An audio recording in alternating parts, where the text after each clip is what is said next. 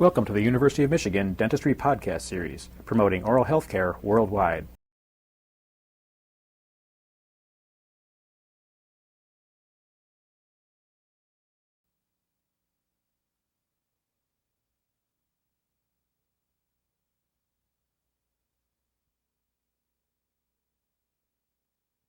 Today is the 7th of April, 1987, and we're in Ann Arbor, Michigan with Dr. Bob Ricketts. Purpose of today's talk will be to sort of turn the tables on Dr. Ricketts, who has interviewed so many famous people over the last 10 or 15 years. I want to welcome you and thank you very much for coming. Thank you. Today I think what we'll do to begin with is to start out by having Bob tell us a little bit about his own background and how he got involved in orthodontics. And then as we go, we'll get into more substantive issues with regard to orthodontic treatment today, in the past, and hopefully in the future. Well, first of all, Jim, I'd like to thank you for the opportunity of being interviewed.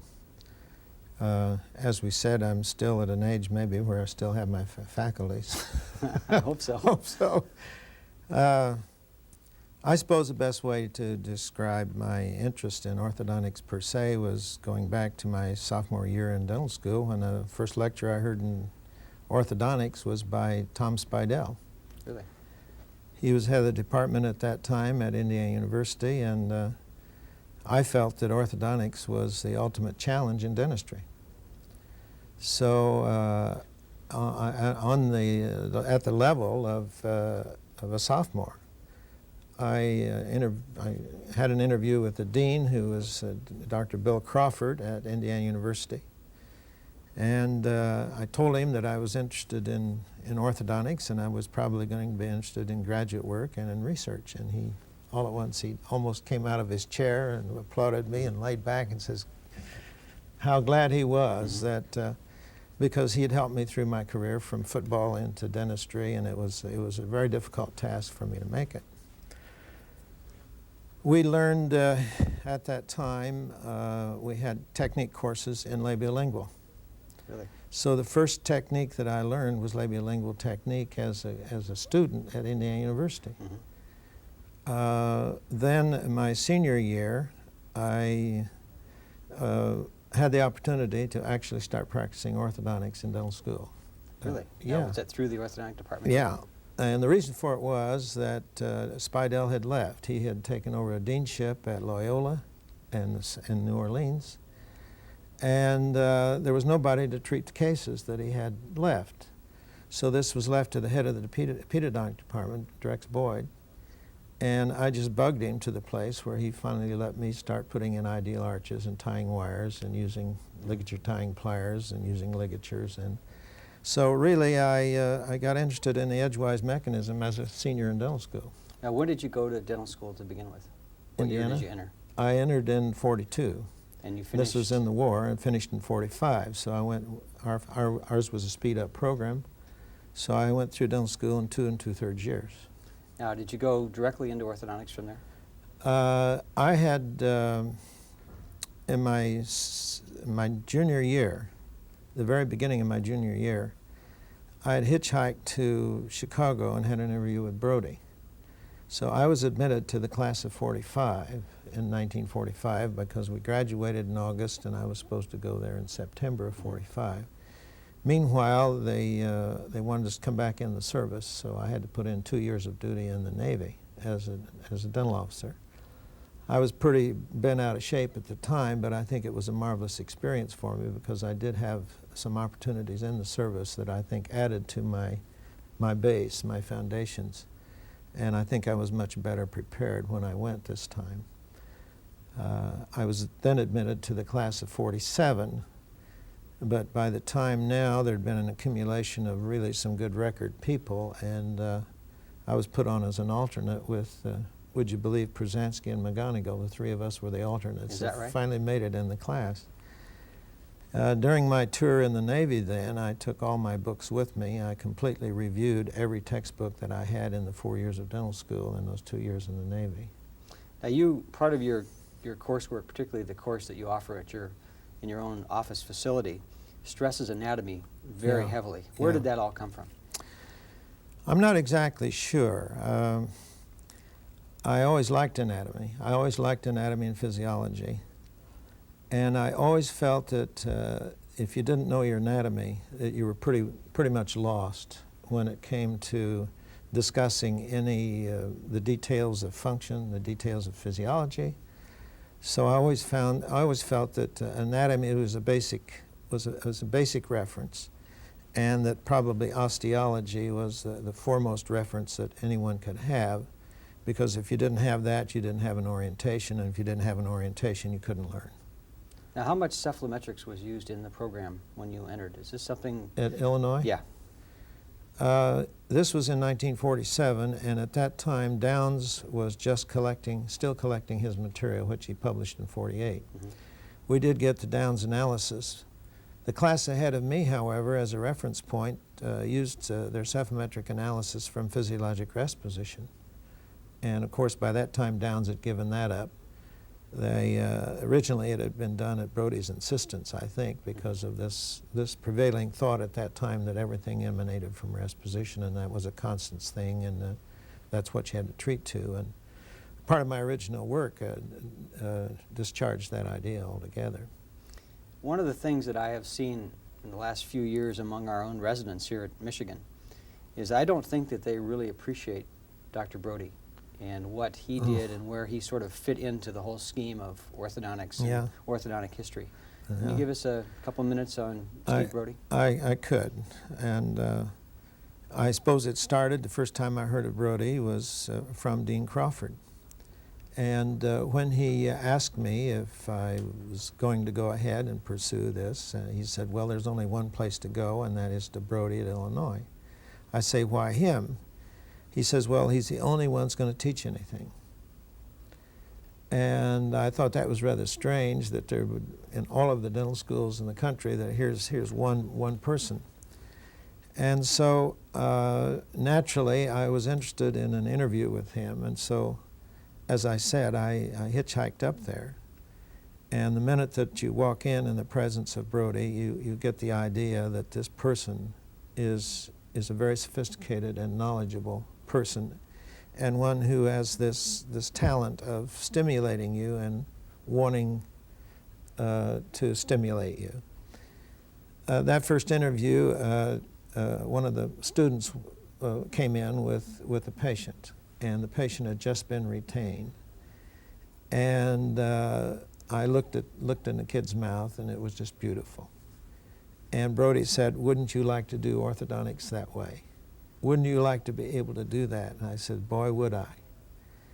And this was just a part of Brodie. Brodie was selected by Angle, of all the students that Angle had, to continue his flame. Before I left Illinois, I had stayed there for 5 years. Brodie had me out to his home one night, just me and his wife, Vera. And he said, did I ever read you my letters? And I said, no, I think I've heard you talk about them, but I've never heard them. And he, in his library, then reached up on the top shelf, and in a box labeled letters, he pulled down. And with tears in his eyes, he read the handwritten word of Angle to him, in which he had been chosen to carry on Angle's work. Did you know this? No, I didn't know that. And he said that that of all the students he'd had, that Angle had the talent, that Brodie had the talent, and that he hoped that he could carry on what the goals were that Angle had had in his career. I sort of wondered why Brodie had done that to me, because in Brodie's way, maybe he was trying to tell me that maybe I was the next in line to carry on this flame that Angle had. Do you think you've done that? Yeah. I think probably, if I could be candid and be objective, I think that probably me more than anybody since Brodie has tried to carry the whole feeling of biology and mechanics and tried to tie the two of them together. I think that's been one of my fortes. Brodie, staying with Brodie, had this particular talent of stimulation. To his students, he made you feel that orthodontics was just about the most important thing that there was that you could do in your life. The students would get so excited that sleep was forgotten. It was just one of those things that it was so motivating to listen to him, and being in that atmosphere, it was just something that was lifting. It was just a whole transition among the students that took place. When I went to Illinois in 1947, I weighed 196 pounds. I went home at Christmas, I weighed 164. Is that right? So I'd lost 32 pounds in about 4 months. And my father saw me and he says, "Good God, what you trying to do, kill yourself?" And so that was the kind of conditioning that was there. That was the kind of intensity that was there with the whole affair. What kind of a teacher was Brodie? In other words, what kind of interaction did he have with the students? I've often said that there are 4 or 5 ways of teaching, and the true seminar way of being a leader of a discussion is probably the #1 effective way of teaching. You teach by asking questions. An intelligent person who knows his subject can know what questions that are going to lead into the next one to ultimately get the message over in the mind that is going to be retained.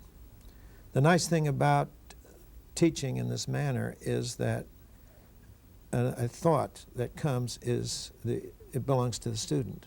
It's nothing that was forced on him. It's something that was an established pathway in his brain. So it is a method of not only teaching, but it's also a method of retention of the information that's there. It becomes highly stimulating. The other part about it was it just wasn't bands and teeth. It was biology, it was geography, it was geology, it was the issues of the day, it was politics, it was religion. It was just about any subject that came along the way. And so it wasn't that you were just trying to learn to be a clinical orthodontist. I always said it was learning to be a man or a woman, an adult thinker. And this was what Brodie was about, and this is the grasp that he had on the students that really was prevailing. You think that there's anybody in orthodontics today, that's present company accepted, that would fall in the same mold or have the same stature that Brodie had when you were a student? I don't think so. I think, as we discussed at lunch today, I think that we're dealing with a brand of a whole society that unfortunately is waiting to be entertained rather than entertaining themselves, that is waiting to be educated rather than educating themselves, that has somehow lost the joy of the pursuit.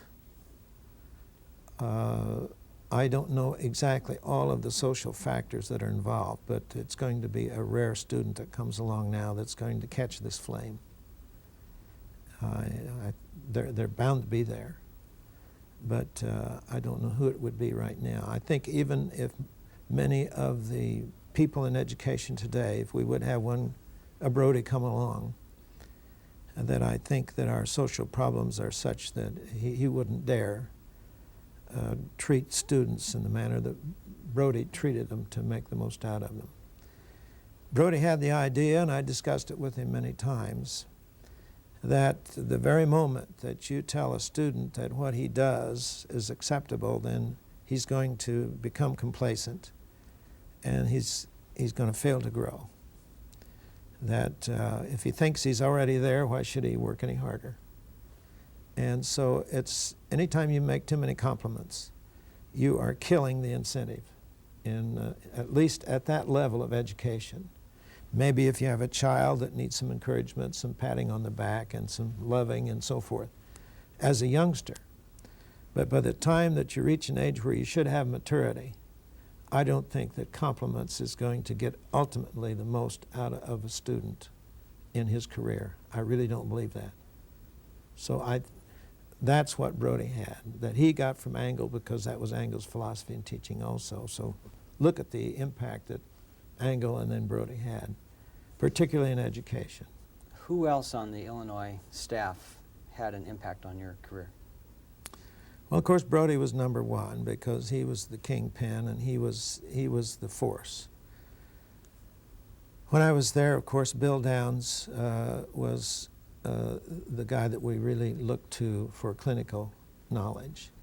He had taken the Tweed course, and he was endowed with the capability clinically, and he had the knowledge, and he was in cephalometrics at that time. And don't forget, we got cephalometrics before it was even published, his analysis. In fact, he was still working on it, and he was adding the last part of it, the lower incisor to the occlusal plane he was still working with at that time. And so Downs was highly influential. He'd come in on Fridays, and our class would all meet for breakfast. And we had a very close class. And we used to have parties that would match any party you've ever heard of, because we were all intense, and when we relaxed, we really had some great parties, because it was all in fun. We all genuinely, and our class is still very close. The people in it are still very close. It's a genuine love that we have for each other. So Downs was the big, was like a father too. Who else? Renfro was on the staff. He was a junior member. He assisted Brodie. Al Moore was there for a few months in the beginning before he went to Washington. We did still see the influence of Goldstein and Meyer that were there. Jerry Bosser and Boscher and Bill Bluer were junior members of the staff that stayed on and helped a little bit. But essentially that was the staff. We also had many lectures from Massler. We had open arms when we'd go down to Shower's department in histology. I had a wonderful rapport with the people in anatomy and physiology. I was the person that got Przansky interested in doing his original work in electromyography with the Department of Physical Therapy in the medical school. Ivy was doing a lot of his research at that time, so there was a lot of medical students that we could converse with, that we would meet with in the YMCA and Greek restaurant and so forth that was around the university at that time. So that was an atmosphere. If you could step back and you could look at Bob Ricketts circa 1947, what would you describe? What were you like? I was a fun-loving person. I had played football. I had been a dance instructor. I wouldn't say I was a ladies' man. I wouldn't run the other way, but I think I was hungry. I'd come from a farm, and I think that I wanted to make something of myself because I'd laid out a school a year and worked in steel mills, worked in a radio shop, a radio factory, a Delco radio for General Motor radios, and had gotten a little introduction to electronics, worked with metals, worked in the wire mill, in the steel mill, and I was hungry. I also underneath had a tremendous ethic. I wanted to do something for people, and I was highly curious and highly imaginative. And I think I came prepared, because for the 2 years that I was in the Navy, I had literally almost every day studied something, started reading the literature. And when I went to Illinois, I was versed in anatomy from 3 textbooks. And somebody asked me about a particular thing, I'd say, well, which book do you want it from? Because they wouldn't all be the same. And so that's the kind of student I was when I got there. You told me the other day or yesterday that you're probably working harder now than you have in any time in your life. Yeah. And so you've had a very long history of being an overachiever Yeah. in a good sense. Yeah. What drives you? What makes you go? What is it that made you do all the things that you've done in your career? Well, I keep referring back to the work of Ardrey. There are three things that motivate people, that give them their drive. The first is identity. And to understand the word identity, you have to understand its antithesis, which is anonymity. In other words, I have to keep convincing myself that I'm somebody, maybe, and looking, again, candidly. Certainly, it's not that I have a bad opinion of myself that I'm trying to build, but I still feel that I have a potential that I haven't filled yet. That's what keeps me going. I still feel that my job isn't done. I still feel that there's more to learn and more of a contribution that Robert M. Ricketts has to make. And I think that's what keeps me going. The second thing, as Ardrey explained, is stimulation. And the antithesis of that is boredom. So to understand the second most overwhelming drive that we have, and that is stimulating or stimulation. And I find the research, and I find these things, I'm highly curious about them, and they're stimulating. So it's of interest to me, and I want to learn more. Mm-hmm. And the pursuit of knowledge is just about as much of a pursuit as anything you could ever ask for in a human life. Now, the third motivation that we have is security. That's the lowest in the hierarchy. And the antithesis to that is anxiety. I don't think that security is one thing that I've been stimulated by for a long time. So that I'd have to say that the thing that keeps me going is the fact that I still feel that I haven't accomplished all the goals that I'm potential of having. That's number one. The second thing is that, God, I'm having fun. Nobody can argue with that. Yeah, for sure. It's just wonderful to travel the way I have around the world, all around the world, to have the respect of all the people that I've met and the real love and friendships that I've made through orthodontics. I just owe it a great deal, and I just think that it's a marvelous thing, and I suppose those two things. People have asked me before, and I say the two things that I believe that I have is, number one, I keep developing my intellectual background. And that then, on top of the curiosity that I have, I think has fitted me to do the things that I've done, and the motivation then and the platform to continue. Now, we're sitting here today in a very formal university setting. And did you expect that when you left Illinois that you would end up basically doing you're almost in a private institution of your own creation rather than a public institution? Yeah. Was that part of the plan, or is it just the way your life went after Illinois? Was that something that was planned out, or was it just serendipitous? It wasn't planned at all. As you know, when I left Illinois, I had developed the techniques with laminography. We had the visualization of the joint, and I'd worked out techniques where we could get a better understanding of what orthodontics was about and what growth was about in those years. And on the basis of those early experiences then, I worked out a technique of projecting the growth and projecting the treatment changes simultaneously, and drawing up a paper plan for a patient's plan, and then working out the anchorages to achieve those goals that were put out there, and then monitoring back and forth to see what mechanics would produce to achieve that result. All of that had been worked out. In addition to that, I had naturally a farm boy, experiences with lathes. When I was 12 years old, I would crawl in a thrashing machine, and because I was so small I could get in it, fix it for my dad, and that was when I was 12. I pick up a piece of wood and carve a tooth on it. So I had this kind of ability mechanically and an imagination along with it. So here I was, even before I left Illinois, I was making innovations.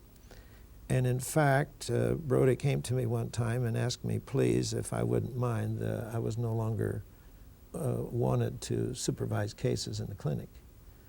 And the reason for it was that I was changing technique. Oh, is that right? Oh, yeah. And he finally said, why don't you just take all of the crud that we have and finish it up for us? And if you will, then you give a course to the graduate students on occlusion and TMJ from its total aspect. So I was then asked not to supervise cases on a clinic basis. And I said, that's fine with me because I want to be free to do the things I want to do anyway. Why did you leave Illinois, period? I mean, what was the reason that you went to California? Number one, I was still under Brodie's thumb. Even when I would publish, he would go over my papers, and there would always be a little bit of Brodie in my work. I felt that I didn't have the freedom that I wanted. I didn't believe, while he said I had complete academic freedom in an institution, I felt that I was still pretty much obliged to cooperate with the status of the whole thing. That's number one. Number two, I married a California woman, and I had relatives in California, and I felt that there were opportunities there that I wouldn't have where I was. I knew that Steiner and Nance and Tweed were in the Southern California Orthodontic Angle Society, and I know that there was a great deal of progressive thought that was going on out there, and I wanted to be a part of it. I felt also that I had freedom to do things out there that maybe even in the Midwest I would not have. So that's what took me to California, that combination of factors. Brodie did his best to try to talk me out of it. In fact, in a letter he wrote me, he says, I think California is a good place for you to go if your brains are dead. But when I went out there, I found out there's more PhDs per capita in California than any other state in the Union. There's almost more of anything in California than the state of the Union. So when I started practice and started doing the things that I was doing, I was still asked to go to speak. I got on the circuit starting in 1950,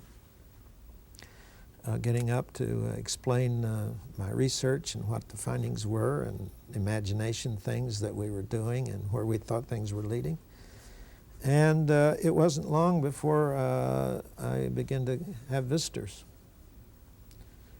Entire study clubs would come and be with me in my practice for a day. And so I recognized that people wanted to learn and people needed to learn. Now, the real stimulation for the formation of extra courses, who do you think was responsible for it? I don't know. Now, you're sitting down. Yeah. Bob Moyer. No. Yes. Really? Bob Moyer visited me in California and said, Rick, we've got to get you back. Some of the things you're doing are just marvelous. You know how exciting Bob is. And he just thought it was wonderful.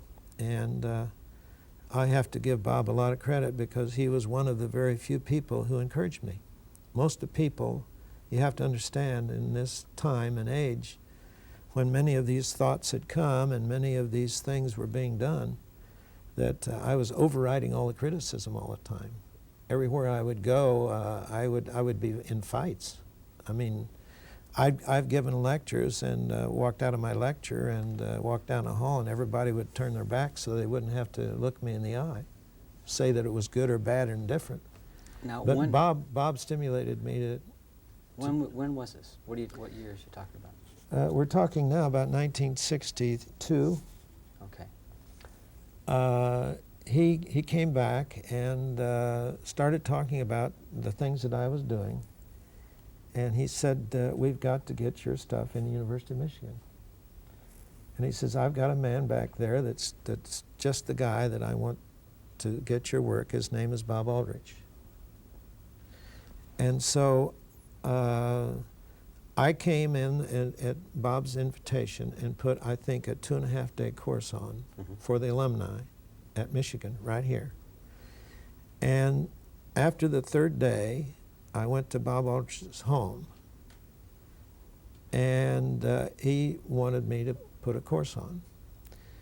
It wasn't the first invitation I'd had, but he said, now you've got to, we like what you have, but we know that we can't get it just in passing, you passing through here.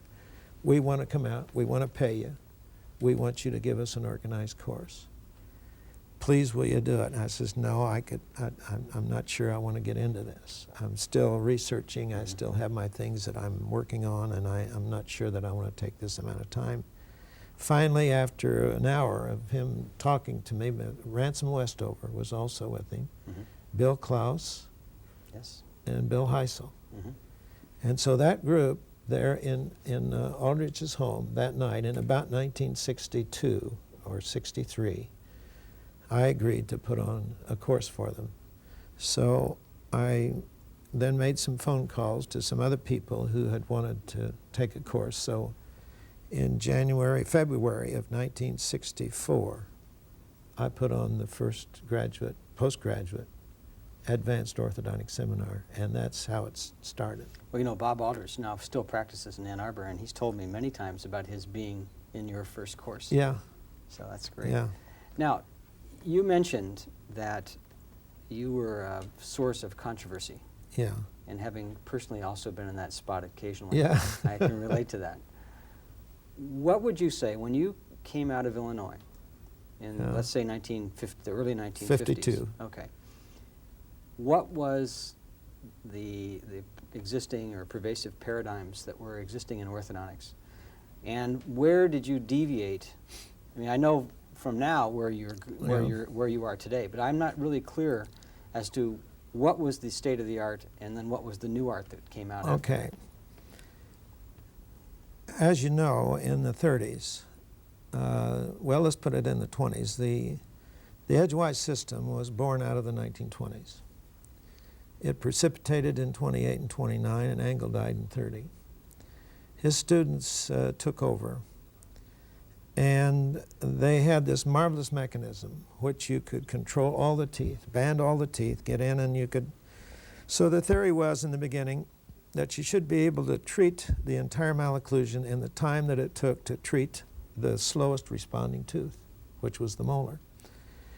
If you could, with intermaxillary traction, correct the molar relationship in 3 months, then you should be able to do the whole thing in 3 months. Now that sounds incredible, but in 1928, Brodie published an article on the rapid treatment of Class II Division I, and would you believe he was advocating 3 months treatment, or even less. Wow. Now he said we shouldn't say that that you could get all cases treated in that time any more than you could say that you could treat all cases in 10 months with the ribbon appliance. So they were treating 10 months with the ribbon appliance for a case. Now that's incredible in terms of what we do today. I mean, I would no longer think of trying to do that, achieving that, because that's unbiologic as can be. Well, in the result of that, now don't forget that Ray Begg also was one of those people trained in this edgewise philosophy, the primary edgewise philosophy. Even when I was a student, we took 6 months to set up the anchorage, so to speak, get each arch individualized, 3 months with intermaxillary elastics. We were finished in 9 months. Even when I was in school in 47. Our goal was to get our cases treated. Ours was the first class that was beyond 1 year in orthodontic graduate work. We went 18 months. Okay, You see? all right, now that you're telling me some stuff that I guess maybe being slightly younger than you, I haven't really heard that much. Let's go back over that again. Okay. You're telling me, and we heard Art Lewis Yeah. talk about his 1 year program, That's right. that you'd set up a case for 6 months. This is presumably a non-extraction case, right? Yeah. Well, under Brodie, Okay. we learned non-extraction, Okay. and I called that the old primary edgewise. Now I had secondary edgewise, and then tertiary edgewise, and then bioprogressive. Okay. So I went along that chain in the development of what we're doing today. Now, how did a change in molar relationship in 3 months occur? with intermaxillary traction. But it was strictly tooth movement? I mean, Strictly tooth movement. how many ounces or pounds or whatever? Well, they force? had, when I went to school, we had the old rubber elastics, the gum rubber, and the patient changed them every day because they got soggy. And we applied second order bends, the tipping back of the upper molar, progressive tips, and even to the canine, and this is supposed to be activated by an intruding force against the upper incisor. And don't forget, it was only in 1938 that they did the first analysis of treated cases with that appliance. And you see that's what entered all of these limitations into orthodontics, was the edgewise appliance, in my opinion. Well, it's not just my opinion, it's pretty good fact now that this is the way things are going. How much could you intrude teeth in 3 months with the continuous arch? How much could you enjoy growth? How could you do anything other than move teeth in 3 months? Now, if you're going to open a bite by mandibular rotation and you're going to treat a case by displacing the lower arch forward, you're going to end up with a double protrusion. It's not going to look good, it's not going to retain well, and it's going to end up with a face full of teeth. Well, you come along now, and that's what Tweed was trained in. If it wasn't 3 months, then even in the secondary edgewise that I got. Now, what was the difference between the primary edgewise The and primary edgewise was that you put intermaxillary elastics on the day you started the case. Okay. So you separate, put the whole appliance, adapt an 022, 028 in an 028 bracket. And every Gold wire. adjustment, yeah, Gold wire. gold wire. Okay. And every adjustment, you took it out. You saw the patient every week to every 2 weeks. It wasn't any of this month visits. It was a minimum of 2 weeks. So you were in there moving teeth as rapidly as as the patient could tolerate, really. And you put stops on the molar tubes on the wire, and then put a washer in to advance the wire to make more space. If the teeth were crowded, you continued to tie them in. And any time that you have a complete unit, the one that's going to do the moving is the weakest unit in that whole. It's like a stave around a barrel. It's going to have the same pressure everywhere on that stave. Well, the arch wire is the same. So any time that you had to expand, it became synonymous with forward movement of the lower incisor because that was the weakest tooth. And it would be the one that would get displaced. So with that technique, any time that an edgewise orthodontist thought of expansion, it was immediately forward movement of the lower incisor. So that would put stress at once. Now you put intermaxillary elastics on, and at that time you were busy expanding the arch, so you pushed the molars here, you pushed the molars out of root position, and you put intermaxillary elastics on. There was nothing to hold them, so the lower arch blew, and you dumped the occlusal plane. Now, a number of people saw that. So when Tweed started showing that he had treated these patients this way, gone in and taken out 4 teeth and brought the teeth back, taking another course and being heroic, treating them all at his own expense, he became a hero. Because a lot of people had seen the same thing, so they saw this vehicle then, so they can have the edgewise appliance, have the technique, take out 4 teeth, treat a patient, and achieve their goals. So this, in my opinion, was the evolution of the whole era, which we call the doctrine of limitations. And that's what I saw.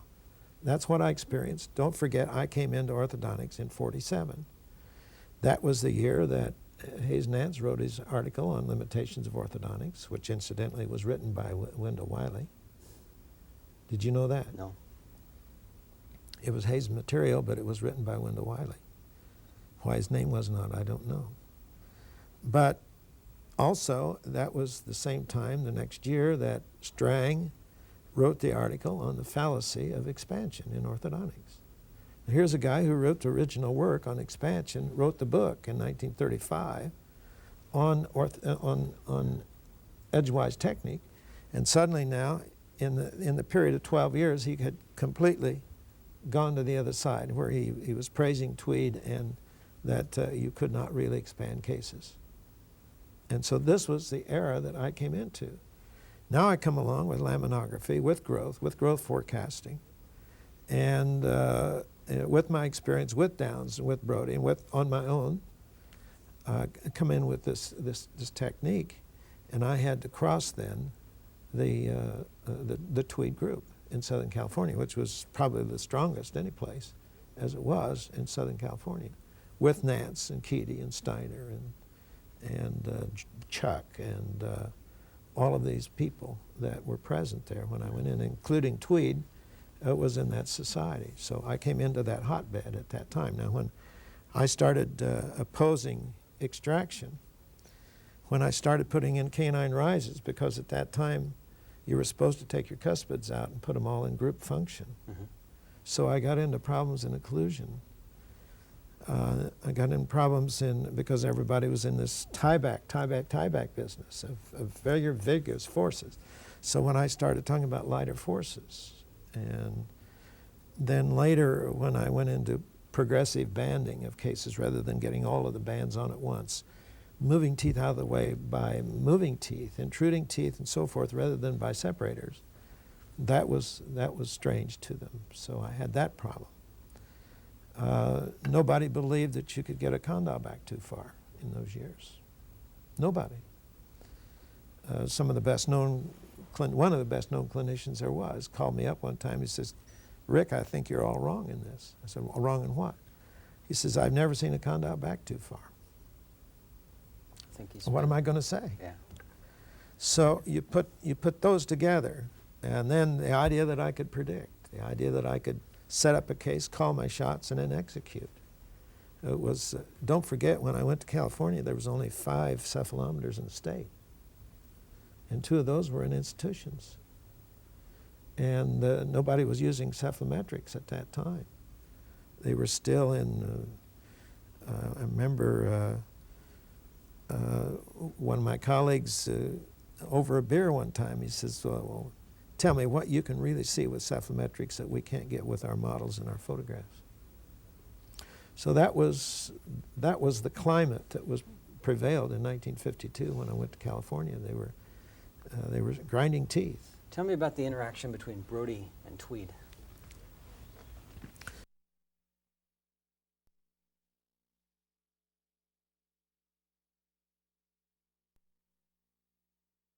He was no longer putting on intermaxillary elastics at the start.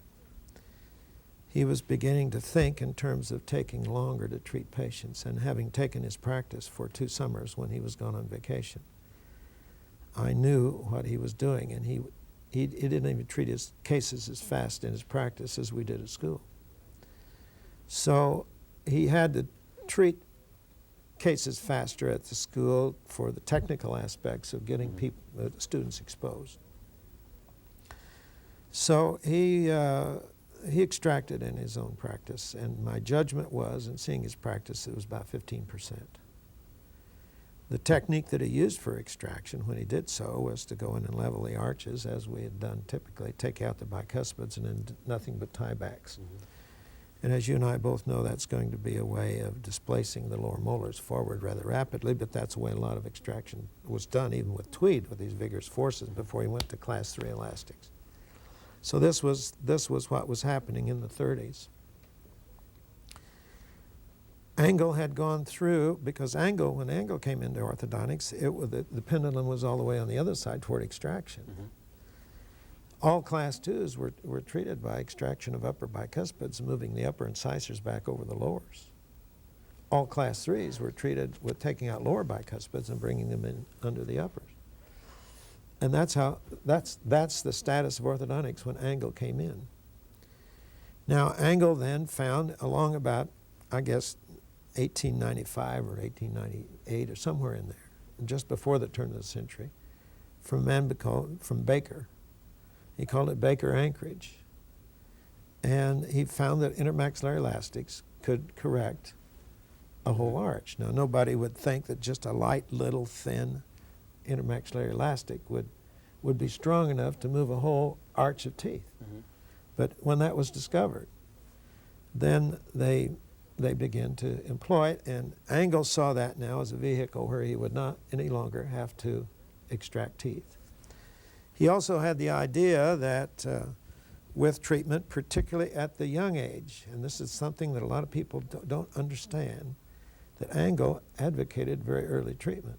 I mean, even in 1926, he did the baby ribbon, which was designed for the deciduous teeth. Did you know that? Nope. 1924. That was the interim between, actually, the edgewise, the ribbon appliance, and the edgewise. He didn't go from ribbon to edgewise in one jump. There was an interim appliance called the baby ribbon. Most people don't know about it. Atkinson helped him work it out. That's where they had their clash. And then Atkinson went to universal, and Angle went to edgewise. Oh, I see.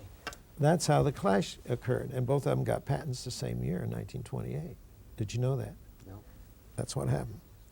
So this was the status of orthodontics when I went to California in 1952. So coming in at that time, they had not yet started using extraoral traction as a rule. They were following Tweed, and this is just in the beginnings of extraoral traction when it first went there.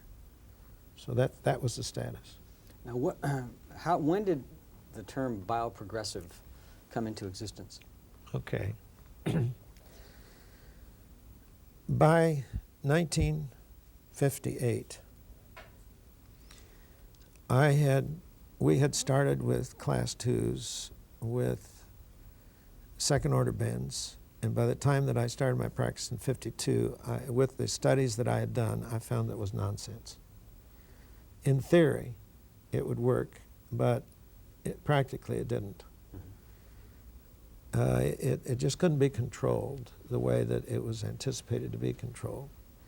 And we ended up with this displacement. It was locking the upper arch more than anything else. It was locking it so that it couldn't respond. I have to give Chet Wright in South Bend, Indiana, a great deal of credit for my whole career. Why is that? Number one, I always said, people ask me who is the greatest orthodontist that I have seen. I said, well, there's two men that I always felt that were the tops. If it was an extraction case, it would be Hayes Nance. He did more attention to detail and extraction than anybody I ever saw, even today. The guy that was the best technician without extraction was Chet Wright in South Bend. He went to Michigan, in fact. Did you know that? No, but that's He always took nice. the Dewey course, Yeah. too. But the first time I saw him work was he was using sliding hooks on steel wires. And he later came to use 21 steel wires so he could slide the teeth down. Well, my studies indicated that even this was going to tip the whole occlusal plane because there's a force, as long as you had that with the incisors banded and engaged, the force is going to do this to the upper arch, and it's going to extrude the upper incisors. So one day I had these arches in. I just went in and cut the wire in here. I said, let's see what happens then if I leave these up here and bow this side and put intermaxillary elastics just off of the buccal segments. What's going to happen? So one day, clip, clip. Next patient, clip, clip. Next one, clip, clip. So I had a whole series of patients then, and I was taking buccal segments back independently.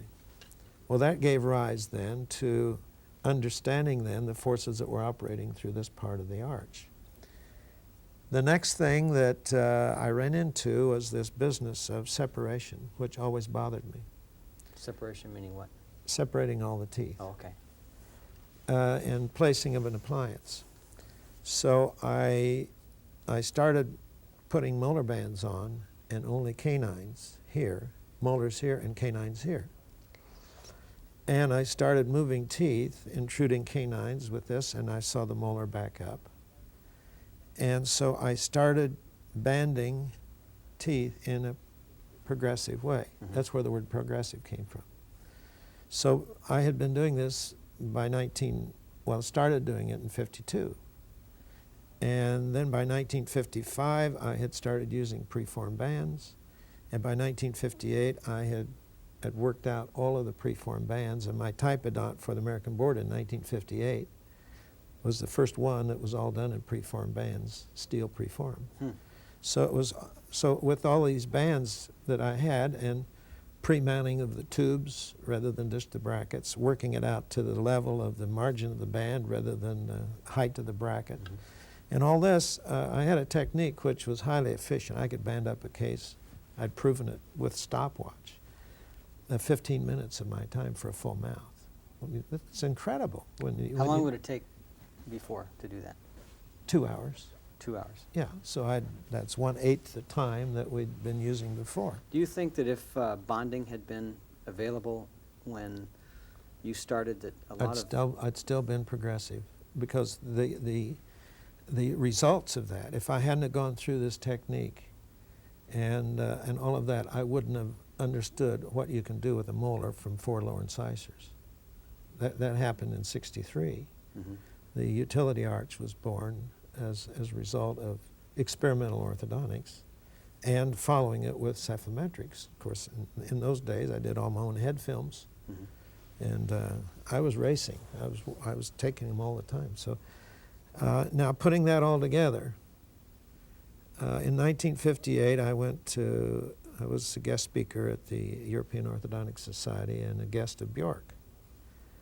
And a lot of people asked me what technique I was using, and I said, well, edgewise. Well, I realized that the image that they had of edgewise was tweed edgewise, and that's all. They didn't understand the versatility of multiple brackets on teeth and the versatility you had with lighter forces. And I realized at that time that I had to have a new label. So in the beginning, I called it a light square technique. And it wasn't always light, it wasn't always square. And I was using progressive. So in 1966, I had one of my classes, one of my early classes. And I said, well, you've all seen what I'm doing here. And you know that it's different. It's not what we have seen as traditional edgewise, which was the primary, the secondary, or the tertiary, which was tweed edgewise. And I said, what are we going to call this? I've called it a progressive technique. And that was the class that Tom Christie was in. And it was a very alert class. That group was one of the most outstanding I've had in 1966. And we were meeting in my home and sitting around on the floor after dinner and discussing the course and things, as we do. We used to call it the Last Supper. And so they said, well, we've been thinking about this, and we think that the word biology should be represented. So right on the spot, we said bioprogressive, and looked around the room. Everybody agreed. So that's when the word bioprogressive was born. Okay, we're just about running out of time on this segment. Do you have any other, along the things that we've talked about, any other comments you want to make? About these developments? Yeah. Well, I think that maybe about 2 years ago, I had my family at, I guess it was Sun Valley, Idaho, for vacation, Christmas vacation. And I was babysitting, and everybody else was out on the slopes, and I was sitting there. And it had to be longer than 2 years, had to be a few years back. And I started to put together all the changes that I had made in the sequence going back from the start of my experiences in orthodontics, a change in philosophy or a change in technique. And I started to list them. And it grew to a list of 278. Okay. So I have shifted somehow in technique or philosophy 278 times in this 40 years. So the Ricketts of 1966 is not the Ricketts of 1987? Not at all. And people that took a course from me 15 years ago or 10 years ago, even 2 years ago, it's changed. It's been a progressive change all the way through. And as new ideas come along, a lot of times I've made an investment in an old idea, but you have to give it up. You can't stand on where you are if you're going to proceed. You can't stand still. Okay, thank you.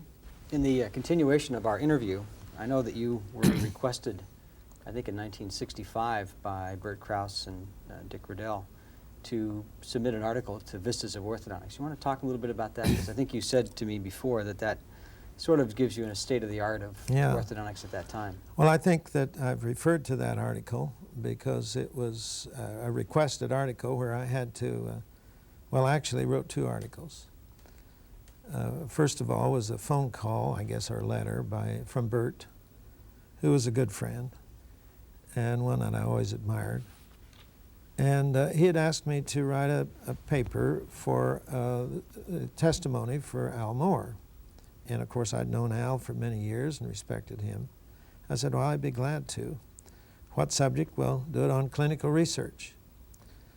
So I said, okay. So for about 3 or 4 months then, I began to research and all of the aspects of what entailed with clinical research in orthodontics. And so I put together, I think, an article of about 50 or 60 pages with 88 references. I remember that.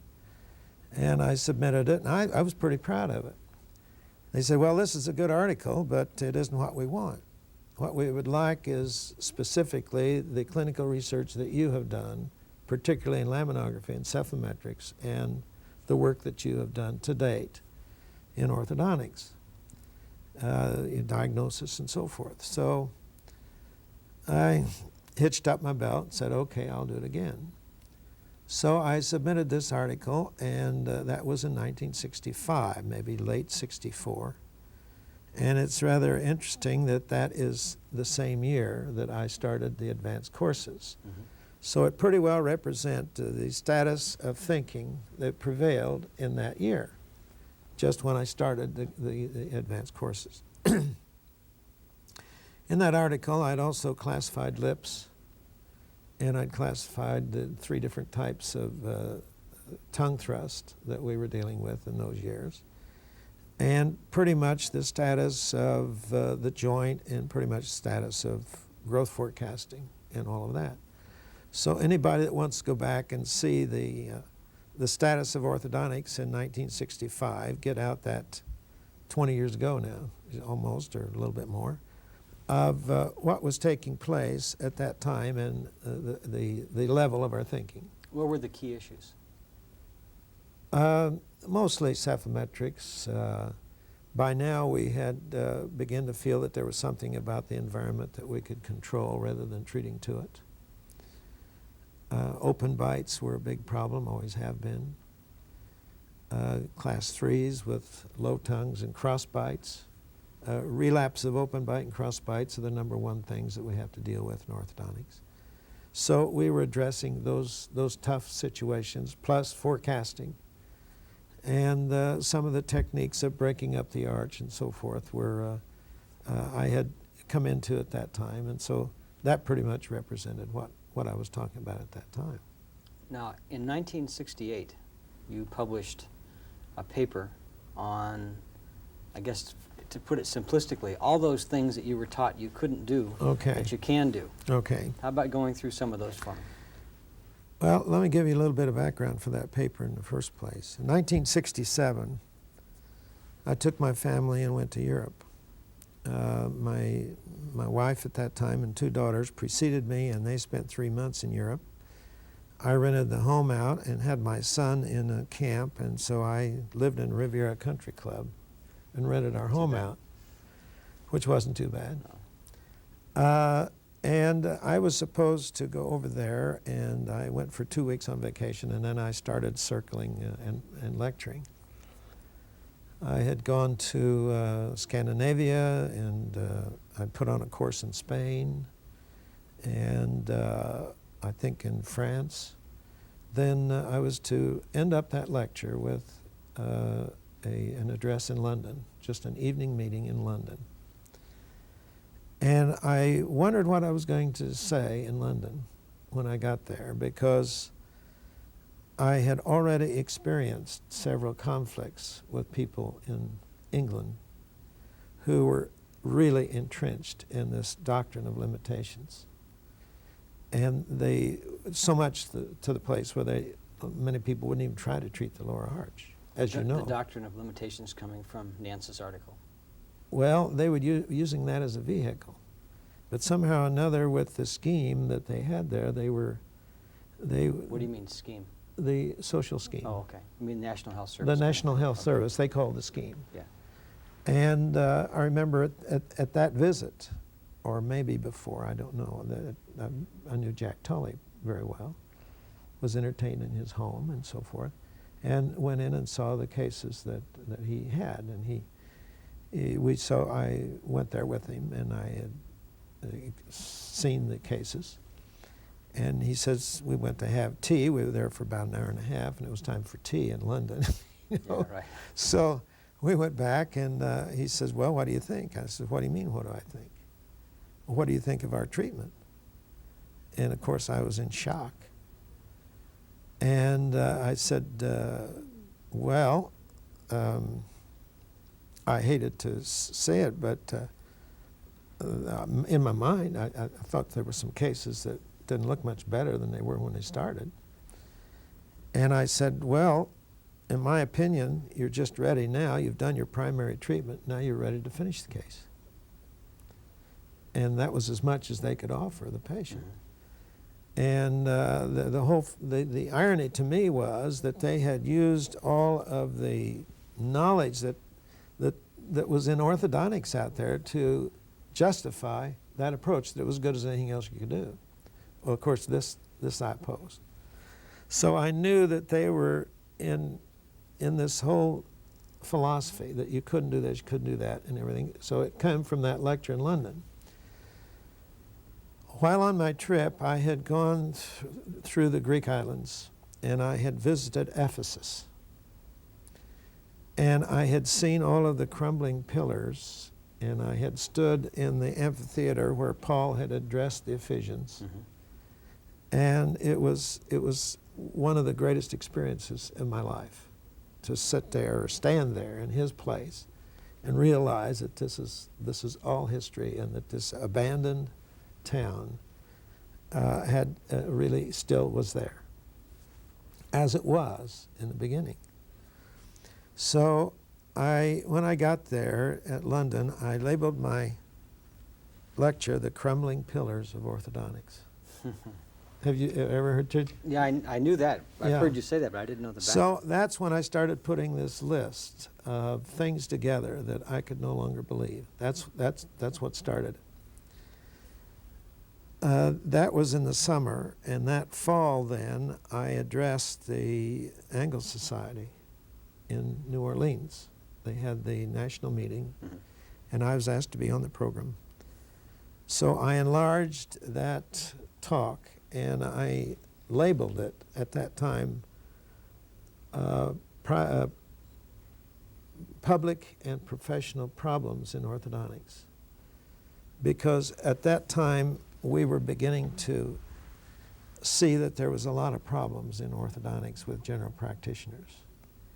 And it was my feeling that one of the things that we should do is to become stronger and unite in our own knowledge and in our own philosophy, because there was a lot of different people out there. The Crozat craze that was taking over at that time, the number of general practitioners who were experimenting in orthodontics was just now starting, and this was 20 years ago. So I said, well, we should get our act together. This was a plea to get our act together. And so I started it out by listing all of these different things that I had been taught that I could no longer trust, and that I couldn't believe, that I could no longer use this as the bedrock of truths that I was told that it was. And it started out with, one thing was the constancy of the pattern. I mean, the Brodie type. Yeah, the Brodie type constancy of the pattern. You think about it for a minute. If you can't do anything skeletally, then what are you left with? You're left adjusting the teeth to the skeleton, and that's to get teeth adjusted. Then that was one of the things that added to this this whole idea of extraction, that you just shifted teeth around within the confines of what you're working with. You couldn't intrude teeth. You couldn't move an upper molar distally. I can remember having discussions in my own orthodontic program, of which our faculty in 1966 were arguing that exact point. That's right. That's right. You dare not expand. All expansion is going to move the lower incisor forward. You dare never move the lower incisor forward. You couldn't change the oral environment. You see? It went on to 24 things, and it later grew to 30 things that you couldn't do. Can you remember any other ones? Well, let's, the main ones turned out to be that we could condense them down to about 7 of them. You couldn't use intermaxillary elastics without moving the lower arch forward. There was no such thing as cortical anchorage. You couldn't use muscle anchorage. You treated to the muscle rather than using the muscle. Mm-hmm. You couldn't widen the palate. Extra oral traction, you couldn't do anything orthopedically. Mm-hmm. You couldn't predict growth. You wouldn't, you may rotate the mandible open, but it was always going to recover. And how many is that? You begin to see what I'm talking about. Go through the list and then add a few more that we added a few years later. So we had these really down to about seven things that you couldn't do things orthopedically, you couldn't intrude teeth, you couldn't move the molar back, and you couldn't change the environment. You couldn't predict growth, and you couldn't call your shots. You couldn't predict anchorage, and all of these kind of things. So on the basis of that, I made recommendations to the profession, which I'll be talking about tonight a little bit. And that was 1968 when that was published. Mm-hmm.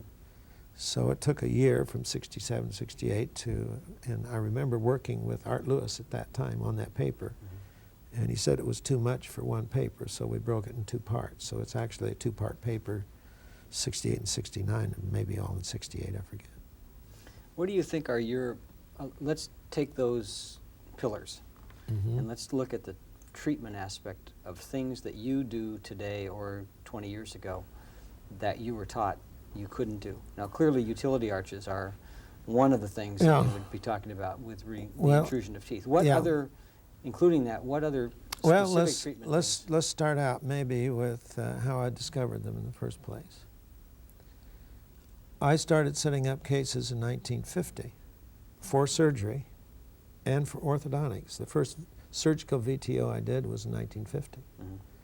So the same theory applied to surgical cases, that the only difference was now is putting growth and teeth and physiologic anticipations Mm-hmm. with the thing. Once we knew that this was the likely result of a therapy, and we can take that right into our removable appliances today, because now that with the differences in behavior, we can anticipate those kind of things. So to say that all treatment is going to give the same result and that the teeth don't know which appliance is on is absolute folly. So let's go back then with maybe the real arresting changes that we made and how we came to them. And I suppose the first one would deal with the fact that we begin to see things orthopedically taking place. And I think that probably set me off more than anything. Now you're talking mostly extraoral traction here. Yeah. One of the other things that I had to say was the rest position of the mandible. You know, we used to say that you couldn't change rest position, it was unchangeable and all that. So that would go with that 28, 24, 28 things too about the rest position and dealing with the joint and a few other things. So there's a lot of those little things that were wrapped up in there. That you always had to have CO and CR together and all that. Terminal hinge, really, at that time. Mm-hmm. So I kind of put those things in there, too. And I'd set up these cases on the basis of my experience with treated cases at the university. And now I found out it didn't work. I was making mistakes. My treatment was beating the prediction all over the place. I'm not talking about a millimeter, I'm talking about 1/4 of an inch. So this was no longer anything. And of course I was told that the maxilla was immutable, that you couldn't do this. I was told that that these things wouldn't take place. So having discovered that, having also had to oppose the ideas of a constant physiologic rest position, that you couldn't intrude teeth, that you couldn't move an upper molar back. It's unthinkable that you could move a lower molar back. I suppose that then was the basis for the controversies that started. So that's what started. Now, what was your question again? Well, I was trying to look at the specific treatment modalities that you have instituted. Okay. Well, the one thing then, of course, when we came out was the fact that you needed to treat patients at a young age. And in my opinion, if you get the patient at these ages by this treatment and other modalities, you've saved them from surgery, because there's an awful lot of a tremendous surgical movement in the country today. I don't know whether you know that. Well, I'm sure you do. The depth of it that's out there. There's almost as many surgeons being trained today as there are orthodontists. And who are they going to operate on? They're going to operate on orthodontic failures. That's what's taking place. Now, when you say early treatment, what do you mean? I'm talking about even in the deciduous dentition. That to me is early treatment. It's not early until it gets in the deciduous dentition. We can look at your own daughter's cast there if you don't believe in early intervention. Sure. I mean, she's been widened that far, and she doesn't look like she's expanded. In fact, she looks like she needs more to me. And she does. She's got one. So, but you're not going to get that if you wait until the patient is completely grown. These possibilities do not exist with particularly females at puberty. They're already over the hump, and you're not going to get some of these things done. You can still treat them, but you don't treat them the same way. So this took me into early treatment, what I call the prevention stage, preventing the malocclusion from involving the permanent teeth by treating them in the deciduous dentition. That's what we mean by prevention. Interceptive then, intercepting the transition from the deciduous to the mixed dentition, and the mixed dentition into the permanent dentition. That whole broad gamut is interceptive orthodontics. Then corrective, and then finally, when all growth is, let's put effective growth has ceased, we then go into what we call rehabilitative orthodontics and rehabilitative techniques. Now, when you talk about interceptive treatment, what specific treatment modalities are you dealing with? First of all, you have to think of a treatment as primary, not finishing technique. You're not going to finish the case at this time. So you're talking about intercepting the development of the malocclusion, altering skeletally, changing the environment, setting a stage then for normal development of the permanent side teeth or the incisors if it's a deciduous case. So this is what I'm talking about now. Any modality that will do that. So if the dysplasia is in the upper arch, you have extraoral traction. And as you know, I have 28 mistakes that people made with extraoral traction, 28 of them. For example? Simply where you put the tubes on the molars, the construction of the extraoral headgear, whether you use a biplate with it or not, how much you use it, how much force is on it, whether or not you have the upper teeth banded at the same time, which you shouldn't. The adjustment in it on a daily basis. The type of case that you use to select it, to use it, the possibilities and probabilities of the growth pattern and so forth. And that came out to be 22 mistakes that people had made in the past. If they didn't do headgear in the right way, they're going to get in trouble with it, and they did, didn't they? Yeah. And people made such gross errors with it. In my opinion, today, in my experience, with proper use of a headgear, I can stimulate the mandible to grow. How do you do that? By releasing the posterior support by taking the condyle away from the eminence and letting the condyle grow vertically. That will take advantage of the archeal growth, and the chin will swing out under. Do you find that by doing expansion in the upper, that you set up a template of the teeth so that in fact the mandible has to move a little bit more forward anyway? I think that you free it for its freedom of movement, which I think in deep bites it has restriction. I don't think in terms of AP anymore in growth of the mandible as much as I do in the vertical, not in the chin, but in the ramus. Mm-hmm.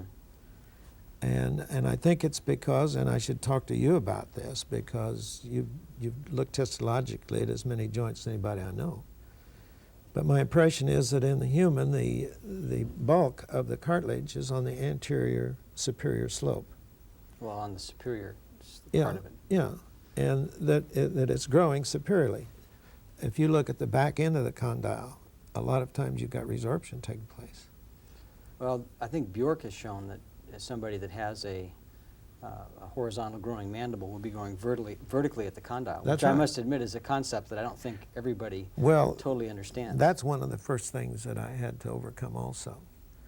That if you go back to my 52 paper, which was my prize-winning paper, the fact that as we analyzed the patients under treatment in the previous 5 years, that when we got backward growth of the condyle, that the chin was dropping down, and that cases in which the condyle was growing upward and forward, or the mandible was becoming more acute, were the patients in which the chin was growing forward. Mm-hmm.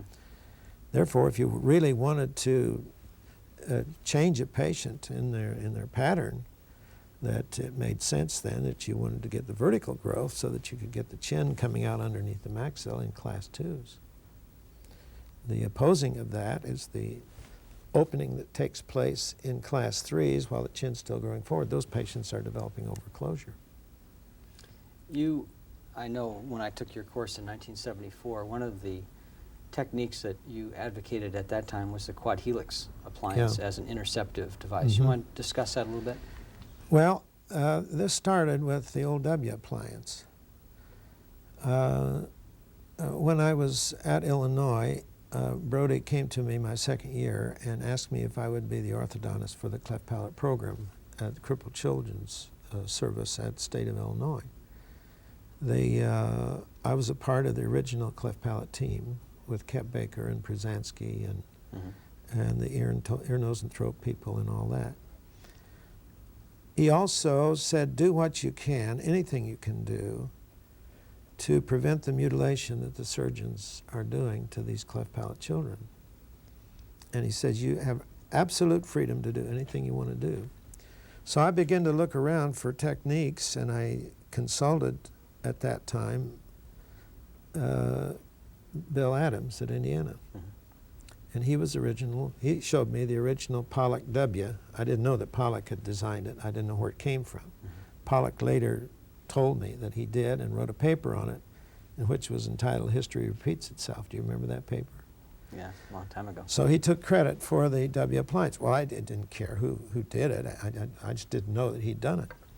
So we began to put in this W appliance, and I began to see that that was my first inkling that we could do more than move teeth, because I was seeing in frontal sections, laminographs, tomograms, I could see that we were widening the jaws. And so that was done in 40 thousandths gold, and I was following these later with frontal head films on a routine basis. And I began to find then that the palate was widening in patients where I weren't cleft. And so I could see that, that this was a possibility. I began then to modify that with a loop on either side to give it more range, so that I wouldn't have to make adjustments on it so much, because in the beginning I'd take it out, cement it, adjust it, take it out, cement it. So I was taking it off and readjusting and re-cementing. And I wanted something that I could adjust intraorally. So I started out with a loop here, which gave me more range, and then one day I started using algiloy wire. It was too heavy, too much force, hurt the teeth. And so I reduced it to 38 thousandths blue algiloid. And at that time then I said, well, why don't we experiment with another loop? So I put that was 4 loops in it. And I would compress it, and I measured it, and I found out that I could put 600 grams of force on it, which was enough to split a palate. The other thing that I didn't like about the other techniques was that if you have a rotated tooth forward, that you expand it, and you still have the rotation after you get it expanded. So if I could get something then that would widen the palate, that would rotate the molars, that would open up the airway, and give rise to space for lingually displaced upper laterals, I'd have had a good appliance. So that's the birth of the quad helix. Now, what kind of cases do you use a quad helix today? Oh God, it just seems like I use it a lot. And since that time, of course, Wilson with his technique, and a lot of people like it. I don't. I would still prefer to solder it. But we have the removable quad helix now that it's made in steel, and it's made in 36,000 steel, and it doesn't get the same results quite. But a lot of people like it, so they can use it. But let's start out with the high incidence of crossbites in the deciduous mixed dentition, the deciduous or the mixed. I will use it in literally all crossbites. And I treat them bilaterally because usually there is a physiologic shift. Right. I would agree with that. So we treat it in the mandible centers. That or bilateral crossbites. We'll treat it for arch length deficiencies. In the arch where you come up to the age of 8, 2 incisors in, the canines are in, but the laterals are displaced lingually, there's no space for them, and you've got that problem. We would use it in class 3s and put reverse headgears on them. We would use it in class 2s to also assist in the distalizing of a molar, because one of the things that happens with it, and if you analyze the trajectories of this distribution of the forces, you will find how that if you use it the way we do, the upper molar is going to move distally. So I have actually fully corrected class 2 cases with a quad helix appliance. People don't believe that. Now, do you think you get some, again, getting back to my statement before, that at least theoretically anyway, by making the maxilla wider, it's conceivable that you could have a slight forward posturing of the jaw? I think so. I think that you'll get a self-activation of the mandible in some children, no question.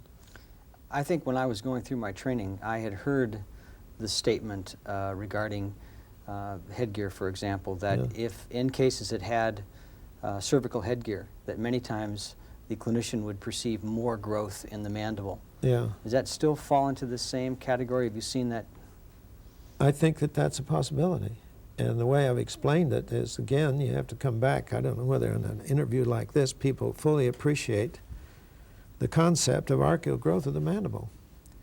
In the past, we'd always assumed that the mandible was resorbing on the anterior border of the ramus, having apposition on the posterior border, and the ramus was growing backward and the body was left out here.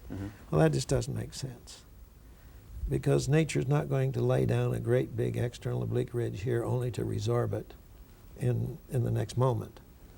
So the mandible actually grows vertically, it grows on this arc, and as it does so, then this is the part that does the drifting in here. So the gonial angle then drifts around, and the apposition then is on the top of the condyle, top anterior to the condyle. And this arc then is the manner in which the growth is going. The lower teeth then are erupting upward and forward, which actually is the modality that takes place, the mechanism that takes place for the subsequent eruption of the posterior teeth. Now, if you can understand that, you can understand why the slight extrusion that you get, and that's the reason I was interested in your technique that you showed me this morning, and that's exciting to me, because I've been looking for something like that. I didn't know that you were overlaying your cases. The bonded expander. The bonded expander. You may be doing a lot more than that, and you realize, because my guess is that you're enjoying the same thing there. Certainly you're not raping that mandible the way that we used to. with the techniques that we used. One of the things that I've found is that when we do this type of therapy, and a patient is an end-on class 2, instead of saying, well, we will have to do some type of anterior-posterior correction, No, you don't. I say, we might have to. Yeah. And it's amazing that after a year of doing 6 months of expansion and 6 months of just letting them sit with a Yeah. upper plate, Yeah. those class 2s just sort of disappear. That's right. That's right. Where does rapid palatal expansion, the Andy Haas type of approach, fit into your philosophy? I'm a little lost for dates, but I remember when we first started with this. Well, I remember Krebs and Bjork in 1958 when I was there in Europe, showing me their occlusal films and how and of course I went back at that time and started experimenting with the jack screw, taking laminographs, and Rule Bench was just starting with me at that time, and so he got on the circuit and started following closely a lot of the patients that we did rapid expansion with. Bob Wirtz at Illinois had done a lot of work on that, and I was interested, of course, in the total aspects of it in terms of breathing, tongue posture, growth, and all of the associated things that would occur with it. We used it for about 5 years, and it became definitely a part of our treatment. And one day I began to go back and analyze the results of patients that we treated with the rapid palatal expansion. And I, wait a minute. This is no better than what I'd been doing before with the quad helix. And so I made a study. I never published this, but I made a study at about a 5-year level of the results of one versus the other. And so help me, the quad helix, the ones that I'd treated with the W or the quad helix, came out to be better. They came out to be less work, and it was a dirty appliance, and it was hard to get on. You had to separate the teeth. It was a lot of work, and then you had to hold it after you got it split. Then I learned from Story, who visited me and was my house guest for about a week, and he had examined the kind of bone that was present after the palatal split versus the slower expansion, and he found that there was a lot more solid bone that behaved a lot better, that the bone was very mushy after you take one of those things off. And you know, you've had experience, you take it off and it's back, and about as fast as you expanded it if you're not careful. Well, if you, so you have to keep it in there. You have to keep an expander in. You have to keep it in there for 3 months. Yeah, 3 or 4 months. Anyway, That's right. So in 3 or 4 months, where are you? You're the same place. You may do it slowly, but I didn't see any difference in what I'd achieved. And who would think that with the upper molar alone, well, with the little finger springs against it, but who would think that that was enough anchorage to divide a whole palate? Nobody would dream of that, any more than they would dream that an extraoral headgear pulling back on only the molars could tip a whole palate back, you see. So this was the thing that was hard to explain with it. So once I learned that, and once I got efficient at putting it in, it was more economical, easier, and I could do intraoral adjustments with it. Then I could just clip it out and put headgears on if I needed it later, or I could put on auxiliary appliances of any kind. So that's when I left it, and 15 years maybe that I haven't put a jack screw in. That doesn't mean I don't expand, but the majority of it's done with a quad helix, and the majority that I would prefer to do is intraoral adjustments with it, if you have the tools and know how to do it. Now, you're using a 036 blue alloy or what? 038. 038 blue alloy? Yeah. Heat treated or unheat treated? Untreated. Well, you're going to heat treat a little bit at detachment by just soldering it on. So it'll be essentially heat treated right where the burn is. Now, one of the other things that you have talked about for some time is third molars. Yeah. And I know that you have advocated in the past the early enucleation of that. Do you want to talk about third molars and from the point of view of early treatment, and also from the point of view of its relationship or lack of relationship to lower incisor crowding? Okay. Let's start from the beginning there again. This idea of third molar crowding has always been controversial. It's no longer controversial with me. I no longer have any doubts about it, and maybe I can explain that. So I have been mindful of third molar problems through my experience with TMJ. It's ironic to me that Brodie opposed extraction tremendously, as did Atkinson, but they recommended third molar removal just at the slightest provocation. I don't know whether you knew that. No, but that's... And so third molars were nothing to these people. Take them out. So this was a part of the discipline that I experienced very early. Now, in 1951, Spencer Atkinson brought his barrels of skulls to Lexington, Kentucky. The national meeting of the American Association was there. And in fact, that was the first time that I was on the national program. I might depart a little bit from the third molar. I got up to give that paper, and if you can believe it, my mouth went dry, and I couldn't say a single word. I can't believe that for you. I'm sorry. Isn't that unbelievable? Sure. I got up there, and I could not open my mouth. Can you believe that? Maybe that would be good for the students to know about. Oh, that's really funny. That as much speaking that I have done, and the complete lack of concern of me getting up in front of almost any audience today, that when I started, I couldn't open my mouth. It's really funny. And I had to look down in the audience, and my wife was there, and I said, "Help me, Patty." Isn't that something? Yeah. Well, it shows that you're human. That's So that was 1951, and I was going along studying Atkinson's skulls, and I was the only one who was in the room, so he come along and followed me. He picked up a child's skull, and he says, "Look at this." He says, "Look at that third molar. Look where it is." He says, "Now if you could get in there and enucleate that developing third molar," which was right on a level with the occlusal plane, and it was laying in a cup on the side of the mandible. Hadn't even closed. It was laying on the surface. Now, if you could get in there and take that out at this time, you'd have no lower third molar problem. That was 51. So that stayed in my brain for many years. Then as we came along and we began to get into early treatment, particularly mixed dentition, in which we were intruding the lower molar, we begin to see the lower molar back up. I mean, bodily move back.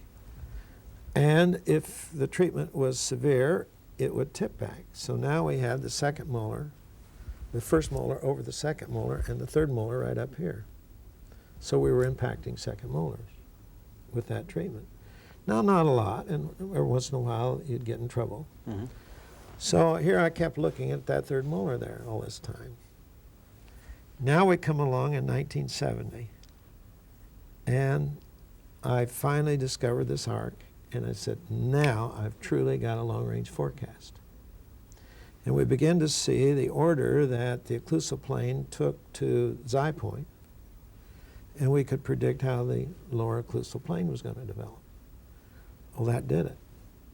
That gave me the confidence then that I could predict where a third molar was going to be, whether it's going to be impacted or not. Certainly manually I could do it. And then I went back and took a lot of the cases that we had done previously, and I said, can I predict that we're going to have a molar make or a molar go in this case? And I found out with a study that I did that about 95% of the third molar impactions were predictable. Now, once I could do that, then the next thing was a technique of doing it. So I looked around for several of the surgeons. No, they didn't want to touch it. They well, let's get some animals. Let's do some study. Oh, hell, I don't want to bother with that. I know where it is. Can you do it for me? No, I don't want to mess around. I don't want to cut into those kids. So I kept being frustrated about the whole thing. So one day I told my girl to schedule a third molar enucleation. And busy afternoon, here I I had this patient scheduled. I'd forgotten all about it. I had no technique, no nothing. I didn't even have any tools. So I said, okay, let's go. In the meantime, I had picked up technique with the electric cautery, and I worked with that. So I said, here we go. So I knew where it was supposed to be. So I took the, what do you call it? It's not cautery. That's right. Huh? Electric cautery machine? Well, it's cautery, but it has a different name. What do we call it? Well, you know what I mean. Anyway, I made an incision there. I said, well, I had periosteo elevator, so I elevated a little bit. Well, how am I going to get this bud out of there? So I looked around at my tools, and I had nothing but a wax spatula. Okay. So I went over and burned the wax spatula, got it all sterilized, and took a pair of pliers and bent a hook on it, and I made an enucleation with the wax spatula. That was the first one I did. And it was uneventful. Everything went fine. I haven't got any tool that's any better since. It was just a scoop. So I started doing third molar enucleations. Well, I did several myself, and then I showed the technique to a couple of surgeons locally, and they, well, hell, I can do that.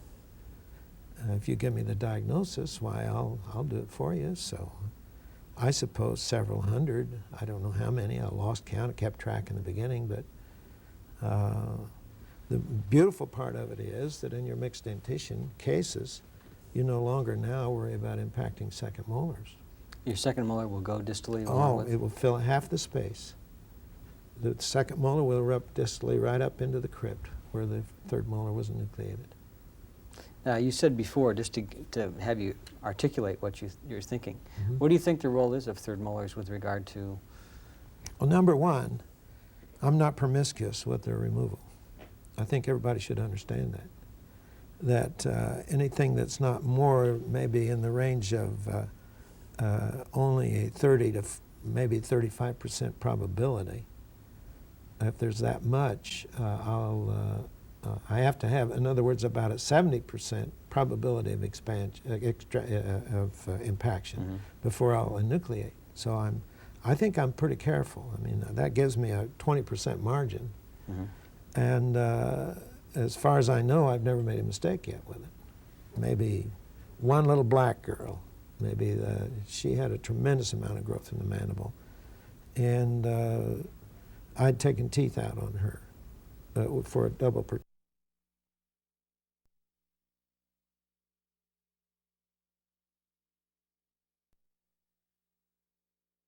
I do believe that the third molar has a function in it, not like a lot of people think, but I think it helps with the curvus B, hold a condyle back eccentric, and I think it adds to the vertical support of the face. So I think that it can, it's a tooth after all, and if it can be in and in function, then it's a benefit to the occlusion. So I'm not promiscuous with it. But on the other hand, I do believe that when it doesn't have enough space, that it's going to make itself known. That it's going to, particularly if it comes in at an angle, which it does, and it starts to erupt, it's going to have a force that's going to translate right down the occlusion. I not only believe that, but I believe it can be measured. If we abstract that out in terms of the intrusion force that we know takes it, calculate that on the base of the root, a force of a third molar can have as much as 25 grams of force coming down the line of occlusion on both sides. That's 25 a side. I had 2 cases in my career, actually 3 now, in which I had 4 to 4 retainers on. And that's not going to crumple these teeth here. The third molar started in, and it buckled the second bicuspid to the lingual. I took the third molars out, and the second bicuspids went back into position with no orthodontic treatment. Interesting. How would you, I mean, I'm a farm boy, and I've looked at a mule's rear end for long years, and I think there's a good common horse sense. That's common mule sense. Yeah. that if you have a patient like that, that's pretty good evidence to me that a third molar has been the culprit in that situation. So I don't have any doubts at all anymore that a third molar can cause a break in the lower arch. Too many cases clinically you've seen happen, even in patients who had normal occlusions. And people say, well, what about those cases that break when there's no third molar present? Well, what about that? It doesn't mean that the third molar is the only force. The first molar and the second molar still is in there operating. The third is just adding to the whole mesial thrust. You think that a latent mandibular growth can have something to do with lower incisor crowding? Particularly if it's vertical. Why vertical? Because then the... Well, let's geometrically. If I have an occlusal plane here, well, let's see if I can draw my hands here, maybe for the audience here. Let's say that this is a lower incisor and this is a mandible. Mm-hmm. Now, with normal growth, this thing is kind of doing this, isn't it? Mm-hmm. Okay. Now let's say that we have late growth and the patient is growing vertically. Now, as the mandible is growing, it's tipping the lower molars, the lower incisors out. If it grows like this, the occlusal plane is doing this. It's throwing the lower incisors against a lip, and the lip is going to be increased in tension, and now it's going to break up front. So if you have late growth, and particularly if it's vertical, then you're going to have this kind of an environment right against this part of the lip, which is disaster in a case like that. And that's the reason why in these vertical growth patterns you're obliged to extract, sometimes even with a good lower arch, that this is what's ahead for that case. And here you have the vertical growth taking place, more denture height developing, lip strain, and the teeth being thrown against it. Now you have to use your imagination and you have to see cases in which this takes place, but once you get that, it's very clear that that's a possibility. So that's another modality of crowding. Sort of a related question, and I'm sure if you're like me, you're asked this question every time you open your mouth. Somebody says, what do you think of second molar extractions? Well, I did it in my daughter, I did it in my wife. I think it has a place. But to have it as a substitute for third molar enucleation, if I'd had the possibility of taking the third molars out in an enucleated way, as far as I'm concerned, there's no comparison, because a lot of times the occlusion you end up with, that third molar, a lot of times, if you take out four second molars, the upper third is going to come in faster than the lower. That's pretty well known. Okay. Now, that comes down in here. The third molar then has to close up all of that space. It has to already upright, and a lot of times it's leaning forward. The occlusal plane is down, and so you don't get a real good occlusion with the third molars when you take out 4 second molars, unless you go in and treat it at a late stage. So I'm not saying that it doesn't have its place, but to use that as a substitute for bicuspids, to use that as a substitute for a philosophy of mandibular posturing and bone growing and all of this, I don't buy it. I think it has a place, and I've done it, but I think the other modalities we have are superior to it. Now you mentioned about the lower labial region, and something that's of particularly concern to me and my family. Yeah.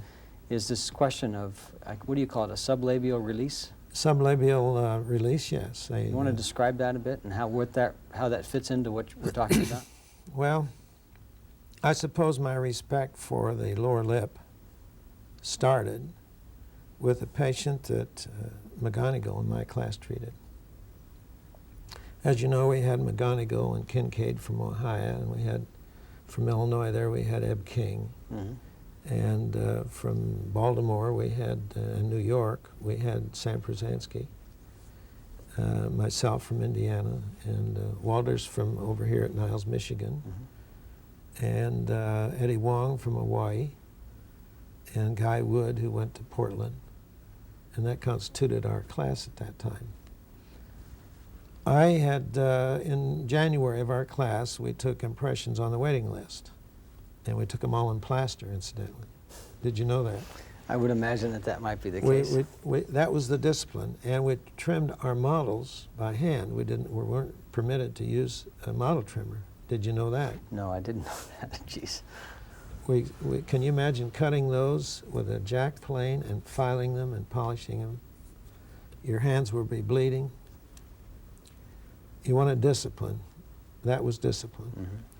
Well, anyway, I took impressions of this patient. Her name was Erica Rafting. She had the most vicious lower lip habit that I have ever seen. Brodie had never seen anything like it. I happened to take her on the waiting list, and I know how tough that lip was to get an impression in that kid's mouth. Mm-hmm. Anyway, McGonigal came up to a case that Brodie had selected for his day, and they elected to put a shield on that case to strap up the lower arch, as Brodie liked to do, and he built a shield off of an 022, 028 wire, double back, soldered, Mm-hmm. and this shield was out there to hold the lower lip away to let these incisors. Now, if you can imagine a case with 8 front teeth all in a line, that's just about the way it was, all crumpled up and all in one straight line here. So I was there watching the day that McGonigal put it in. And he put it out there maybe 4 millimeters, 5 millimeters, maybe that much, ahead of the lower arch. That patient came back in 2 weeks, and that appliance was completely buried in her lip. It was up and under this way and over the top this way. It was buried. That lip was so tight that it just wrapped all the way around that thing. Mm-hmm. She was bleeding all over the place. They stayed with it. They backed it up a little bit, and it's kind of experimental because I don't think Brodie had ever used it before. He called it a shield. And I followed that case even after McGonigal had left.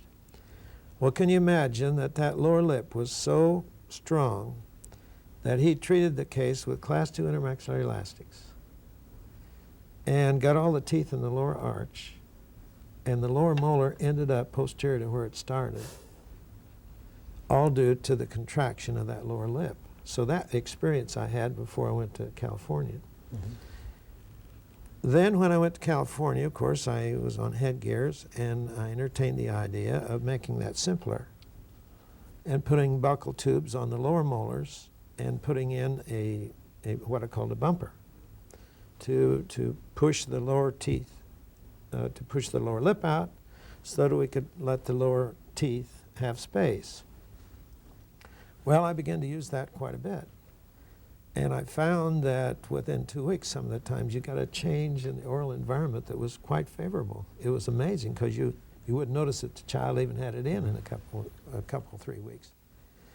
Well, anyway, on those severe cases, when I put it all the way down in the sulcus here, not on this part of the lip, this is loose and flaccid, and it's not going to have much resistance. Mm-hmm. But if you get it down into this level right here, that is extremely tight. And we found that we were actually moving molars bodily distally with this bumper, and of course impacting the back teeth. Mm-hmm. So that gave me a respect then. If that could do that with a bumper, then the whole lip intact, holding the occlusal plane down, that's a part of our whole anchorage belief, as you understand. And that became the problem. Now, what to do in those patients in which you deliberately wanted to displace the lower arch forward. You didn't want to treat to the environment. How are we going to handle that? Well, for several years I went on lip blowing exercises, trying to stretch it, pursing the upper and blowing it. I got that technique from a guy from Scotland who came through Illinois one time. And so that's what we tried to do. This was long and hard, and you wouldn't get cooperation of the patient. So along about 10 years ago or so, we entertained the idea of surgically relieving the lower lip. I had worked with Warren Hamula 10 years before that, when he, together with the surgeons and periodontists at Colorado Springs, Colorado, had done some experimental work, and they'd sort of given it up because they didn't quite feel that it was enough difference to make a difference. But they were only working down in here. They weren't working up in here. They were working down in here, relieving the mentalis. They felt that it was just the mentalis, mentalis, mentalis. Well, no, that's not what it is, because this is not mentalis up here. The mentalis starts here and goes down. This crease is right here. So, well, that has to be then either the orbicularis, the incisivus inferioris, that's a horizontal muscle going across, or the quadratus labii. And according to Cunningham, almost a quarter of the population has a union of the quadratus in the midline across the chin, these buttons on the chin that you see. Well, remembering that, I said, well, maybe the problem then is one of transecting that muscle mass that's going from side to side, because this is all hypertrophied. You pick that up in a patient here, class 2 division 2, or even 1, in which they've done this. This muscle has, it's like weightlifters. It's just, and it's even gone to the place where it's advanced now maybe to fibrous connective tissue. So we had a patient on surgical table that was getting a genioplasty done, and I'd been talking to the plastic surgeon about this for a long time, Henry Kawamoto, who I work with a great deal. And he says, wait a minute, what is that you've been talking about? We had this patient with the lip all laid open, and he pulled it upside down and looked at it. I said, that's it, right there. So he says, you want to do this? We cut, and I said, you want to take that out? So he stripped it out. And that's what I want to do. So the first one we did was on a patient that had an advancing genioplasty with this tight lip. And even with an advancing genioplasty, you're going to end up with some of these creases in here that really are tough. And so this needs to be done even though you're doing a chin procedure. So with that then, I started experimenting with patients, and and to date I've done 90 of them. So to release that, instead of treating the teeth to the tight lip, then doing something about the lip so that you could go ahead and unfold a denture and have the great smile and the fullness. Can you just very briefly describe the procedure? Yeah. We will go in the sulcus. First of all, we'll give an injection just by infiltration, 1 or 2 carpals, 1 or 1.5 carpals, all the way around. So we go all the way out to the mental foramina. We don't go in the mental foramina. We just give a good infiltration. 2 reasons. Number 1, we have epinephrine in it, so we'll control a little bleeding with it. Then after that's taken, we will go in and make an incision right at the midline, right across the raphe, an incision that's about 12 millimeters long. We then will go in with the periosteal elevator, and we'll lift the mentalis attachment right off of the little fossa on either side. There's a little fossa there and a little ridge on the mandible that you'll see, a little transverse ridge at the symphysis, almost immediately lateral to the protuberance menti, just a little bit above it. So we'll go in and elevate that.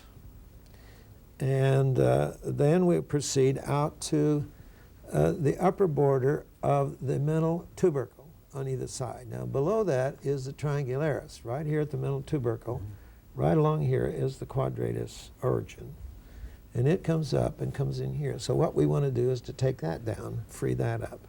Now once we do that, then we can lay the lip out quite easily. And we can see then the integument of this part of the lip. And we'll examine it, and most of the time we will see a yellowish, whitish raphe that is much bigger than it is in the typical case. Okay. So we go in and take that out, and then with experience excise a little bit to the lateral, particularly in males, and loosen that lip up, close it up, and that's the procedure. Okay. To summarize some of the material that we've talked about by asking you, Rick, of all the things that you have done in orthodontics, and I think you would be hard-pressed to find anyone that's contributed more to the field of orthodontics in as variety of ways as you have. What are the things that you really feel are the most important contributions that you've made to the field? I've been asked that before, and I have said that maybe history would have to say that rather than me. What the effects of my work, my teachings, my influence have been will have to stand up with the test of time. Now, I know that you're an intrinsically modest individual. Yeah. So why don't you just come on, get over that and tell me well, what it is that you really think. I suppose if nothing more, I would say the enforcement, maybe the reinforcement of biology into the thinking of orthodontics rather than just mechanics. I think what I would like to be known of is maybe someone who brought the whole patient to mind rather than a set of teeth. I have learned that even graduate orthodontists that have come have the tendency to think teeth, think teeth, think teeth. Think in terms of driving teeth, think in terms of moving teeth themselves, and getting in and getting something that mechanically is going to force things into the mold that they would like to see accomplished. I believe if there is any contribution I've made, number one is that the patient is an individual and that you must rely on principles. There's no laws, maybe a few things that are near laws, like the archaeal growth may be a law. Mm-hmm. I'm not sure. Certainly it's a strong principle. A principle is a truth that is generally trustworthy, but it's not without exception. A law has no exception. That's the difference there. So maybe, if nothing more, I have been responsible for thinking beyond the level of the teeth in orthodontics. Thinking in terms of growth, of orthopedic change, of physiology, physiology of the oral cavity, physiology of the nasal cavity, physiology of the nasopharyngeal apparatus, physiology of the whole head, and of course the TMJ and the function of occlusion. So I think if you abstract the trend that my work has followed, it is, as you said, as you suggested, where did I get my interest in anatomy and physiology, kinesiology? I think this is the substance that really is there. That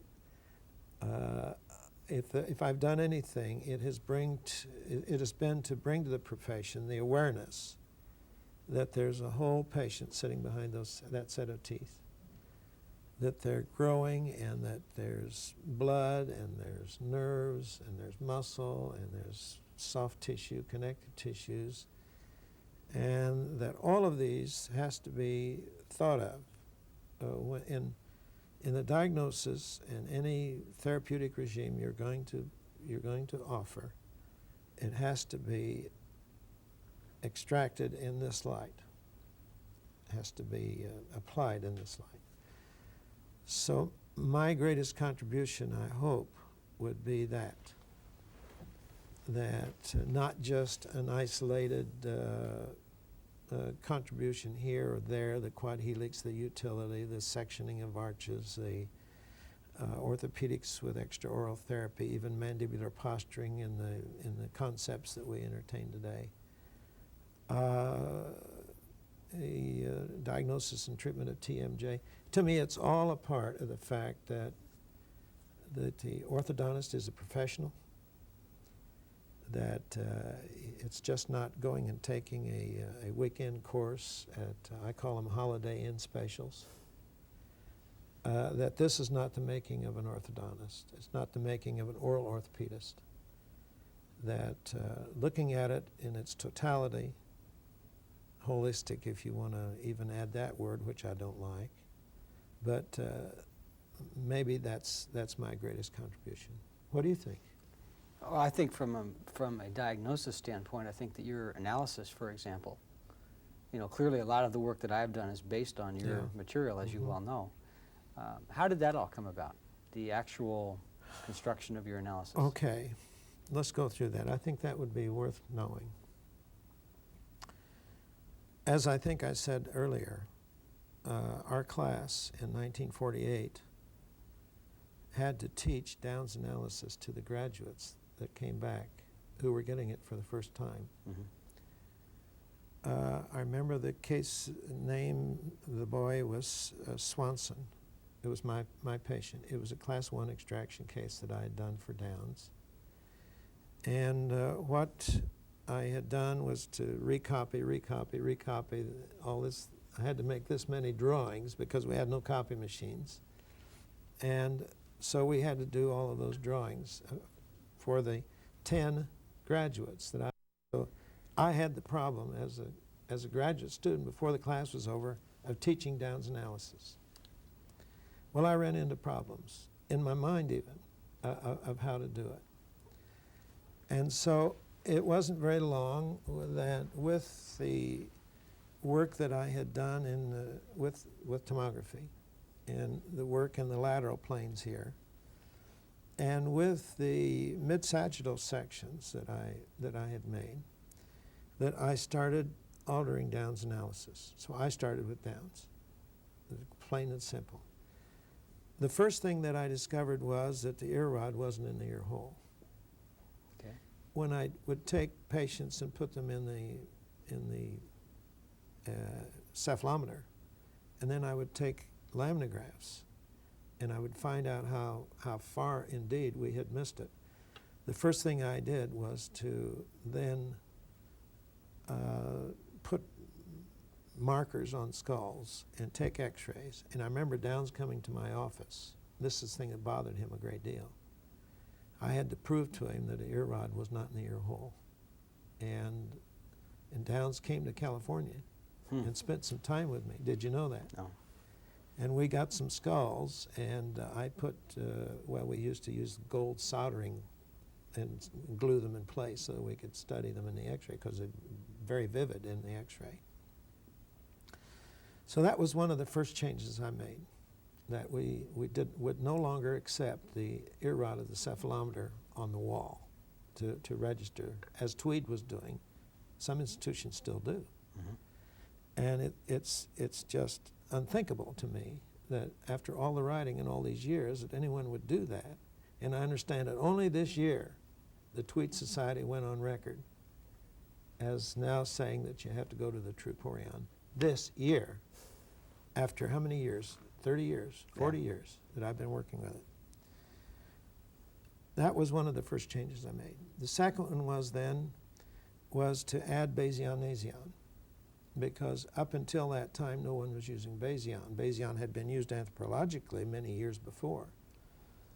But when Broadbent did his work, he had so much paraphernalia, particularly in the young patient, that he was covering Basion it. So a structure beyond the washers and all of the mechanics that he had in his cephalometer, that's the reason he had to go back to Bolton's Point, which was on the posterior fossa of the occipital condyle. So now I come along with the mid-sagittal laminograph, and there was the Basion slapping me in the face. I mean, it was so vivid that I couldn't believe that anybody couldn't see it on a head film. So I went, oh, well, there it is, there it is, there it is. And we found out later that a lot of people were confusing it with the crest of the occipital condyle, which comes up like this, and a lot of people would trace it with a little comma on it. They were tracing the occipital condyle. So to find it, know the anatomy there, get in and look at it and look at its variation. So we now added Basion. And as I began to superimpose then, and this is all in the late 40s and early 50s, as I began to superimpose, I began to find that Sella was moving around from Basion to Nasion, that this angle wasn't constant. And that's the reason in Lewis's, I was trying to get at some of those findings that he had, because I was familiar with that when he did them. And of course I went back and reviewed them just the night before I got here, and just looked them over again to remind myself of what he had done. because I was pretty well aware of that research together with Brodie's stuff and all of this that had been done in the cranial base. And then, of course, this with Bjork and all, this is the reason why I had abandoned Cella altogether after the computer studies and when I saw what was going there. So Bayesian-Nasion became the plane of reference for longitudinal work. And so the next thing then, or about simultaneously with that, was that I began to take interest in the lower incisor. Downs, as you know, had measured the lower incisor not in position. He'd measured the upper incisor to the APO plane, but he hadn't measured the lower incisor. It was in the angle to the mandible and the angle to the occlusal plane, which did not describe its spatial position, or in space. It only had to do with its angulation. So one day I was playing around and I said, well, let's measure the lower incisor to the APO plane. And I had measured a number of patients, and I had, I think it was 8 or 9, maybe 15, I forget exactly how many. But I'd gone down to Elsie Gerlach in the Department of Pediatrics there in pedodontics in the school. And I said, give me a sample of beautiful, normal, mixed dentition children. And so she began to collect them as they would come through. I took them up, took joint x-rays on them, and took head films on them. And I found in a number of these cases a mean of 22 degrees and a position of lower incisors that was 1 millimeter ahead of the APO plane in that sample of beautiful, beautiful normal occlusions in children. And I said, God, that's where we'd like to go. If that's where they are naturally, then, you know, there was a variation all the way from 0 out to +4, but they averaged, when I put it on the table, of a millimeter ahead. So that took me then to the lower incisor to APO. Then I began to examine older patients and growth, and I found that once it got in there, it had a tendency for order. That as the mandible grew and the mandible began to overtake it, the lower incisor tended to hold its position with growth, so it became a manifestation of age and facial pattern, because we found in convex faces with normal occlusions, lower incisors be out here. Concave faces, normal occlusion, lower incisor would be back here. So what Tweed was really talking about was not relating the lower incisor to the mandible, to the Frankfurt plane. What he'd forgotten was that he had to put it in the profile. You usually cite Benny Solo's work. Okay. Yeah, you want to talk about that with regard to the position of the lower incisor? Well, yes. Benny did a marvelous study, which I think was a follow-up on the material that Lindegard had started in the 50s. Lindegard in 1957 published an article in which he tried to find, he was an MD incidentally, and for his thesis as an MD, I met him in 1958 and discussed his work with him. But he did it under Bjork, with Bjork's material, and he tried to find out whether or not there was any association with anything in the body, with anything in the head. And he found out that the only thing that he could even get the slightest correlation was the length of Cella-Nasion with the length of the femur. That's very weak. Now Solo comes along with his PhD and published in 1966 a big monogram on craniofacial associations. And what he had done is to go to the internal parts of the face and see whether there's anything that we could correlate with the rest of the body, any information that we could get outside of the head film that was going to give us any useful information. Well, he confirmed largely what Lindegard had shown before, that there was really not much. What you have is what you got is what you see on the head film. Yeah. Now, that doesn't include the neck. I think there is information in the neck, and I would go back and question, because I don't think they measured height and associations there. I would question some of the conclusions that Solo made with regard to things outside the skull, but it's still on the head film. Now, Solo comes in and he starts doing all of these studies, and his was a really first great computer study, and I have to give Benny Solo credit for that. He thinks that I didn't recognize maybe enough of their work, but I certainly do. I abstracted this down, and I said, well, there's largely 4 conclusions that were made with Solo's work. Number 1, that the position of the cranial base, or the angulation, morphology of the cranial base, has no predictable relationship with the relationship of the jaws. We had assumed maybe with an obtuse cranial base that the posterior cranial base was going to be pulled backward, and it was going to induce perhaps a class 2 relationship. That didn't obtain. Now, the reasons for that are pretty obvious, that if you go selanesion, you're in the mid-sagittal plane. If you go salabasion, you're in the mid-sagittal plane.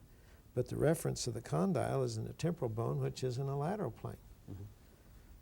So that's the problem, that you're not dealing with structures that are all in the same plane. And so we could largely then, in prediction, forget the use of Bayesian as a tool to predict where the things were going to go. Bayesian or Sella? Bayesian. Okay. See, well, from Sella. Would be Sella and Bayesian. Oh, all right, You okay. see, either one, it's where you sit is where you stand. You know, where you stand on the subject largely is where you sit with it. Okay. So he said that. Now, he said, however, that in the nasopharynx, that it made a difference. Well, that stands to reason true, because that goes back with my earlier work in '53, where I described the morphology of the cranial base in submucous cleft palate cases and in pharyngeal palatal incompetency. So that kind of fit, that it did have a secondary effect on the oral environment through the relationship of the opening or closing of the nasopharynx by the morphology of the base of the skull. So he said that it had something to do with the nasopharyngeal apparatus, but as far as predicting where the jaws could go, forget it. Okay. Now the third thing is the most interesting of all. What he did was to relate the teeth to both jaws, to the upper jaw and to the lower jaw, with the methods he was using. And don't forget, he was also using frontals. He analyzed frontal head films at that time. In fact, Izzy came up with about the same measurements that I did, and I wasn't conscious that he did. He said that I stole them. I don't think I did, because I wasn't aware of it. If I'd have stolen them, I'd have given him credit. For sure I would have. But anyway, the thing that he said was that there was more association of the lower teeth with the upper jaw than there was with the mandible. Furthermore, there was more association of the upper teeth with the mandible than there was with the maxilla. Now think about that for a minute. All through the history of orthodontics, we had tried to relate the teeth to the mandible and relate the upper teeth to the maxilla, and then work like hell to try to get the two aligned with each other. Now he comes along and says the lower teeth are more inclined to match the upper jaw. Well, how could that be? Well, for instance, take a patient that has a convexity to the pattern. If they're going to have normal occlusions, naturally, what's going to happen? The lower teeth are going to have to be out here. The upper teeth are going to be back here.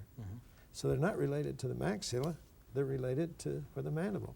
Well, the minute I heard this, read it, I latched onto it. Why?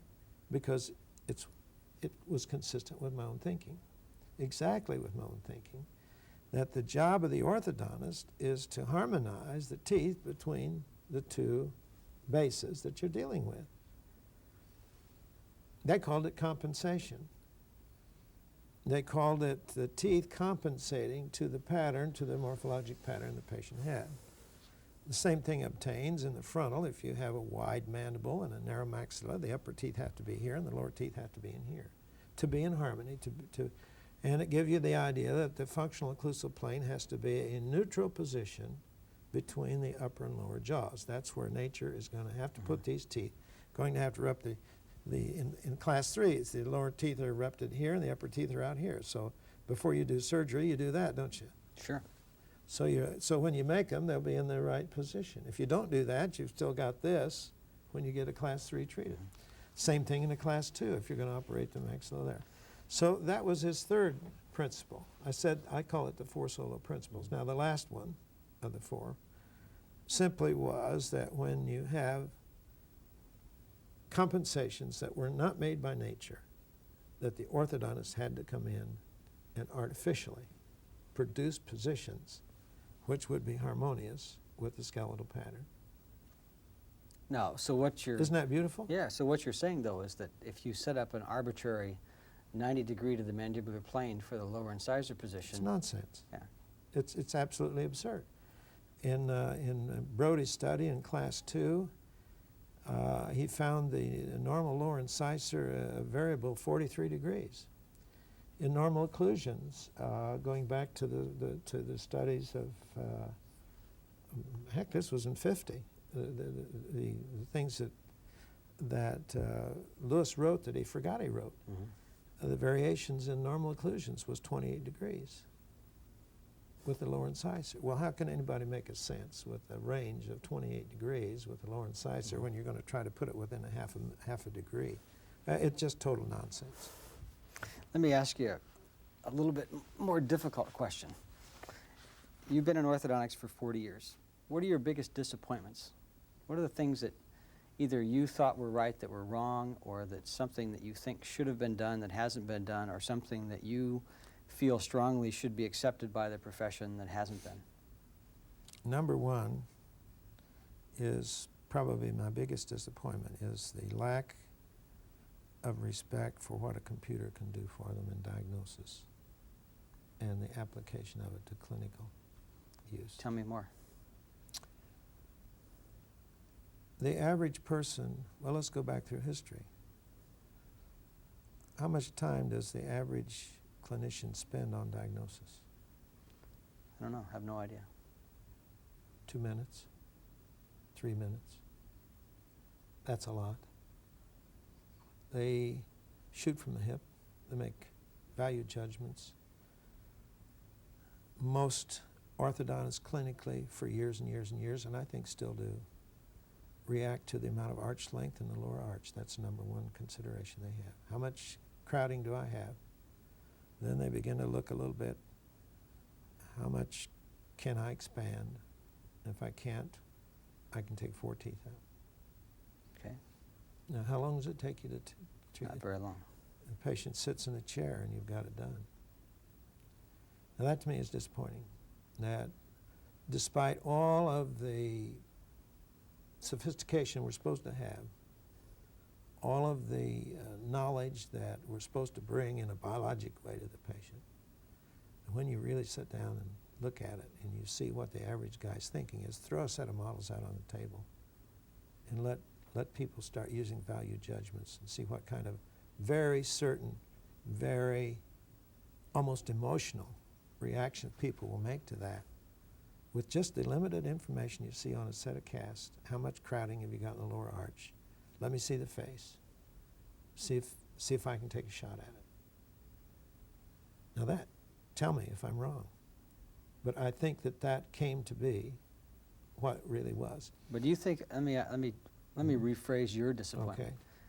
Maybe what you're saying is that it's not only the fact that a computer-assisted diagnosis is helpful, but maybe the fact that people don't spend enough time diagnosing, period. Or prognosing. Or prognosing, yeah. I think that we should clarify what is diagnosis and what is prognosis and what maybe is treatment planning, because I think that should be put out there where people would know. My feeling is that they're inadequate in all three. I think that people will throw a technique at a patient. Mm-hmm. That's my biggest disappointment, is that we latch on to techniques and we throw the treatment on the patient. And to me, that is completely dehumanizing an individual. Mm-hmm. To think that I would go someplace and get somebody's standard way of treating a patient that's thrown at me rather than something that is designed specifically for me, for all of my individual needs, and anticipating everything that is anticipatable. Mm-hmm. At that time, to me, that is probably the single most greatest disappointment that I've had in my profession. What else? The second one would be to ignore the patient in terms of biology. As you know, I'm today, one of my chief thrusts is in the field of a biologic support for a patient. We assume that a patient's going to be healthy. We're spoiled. We can get by with a lot, and nature lets us get by with a lot. But I've dealt with a lot of sick patients in my time in temporomandibular joint disease.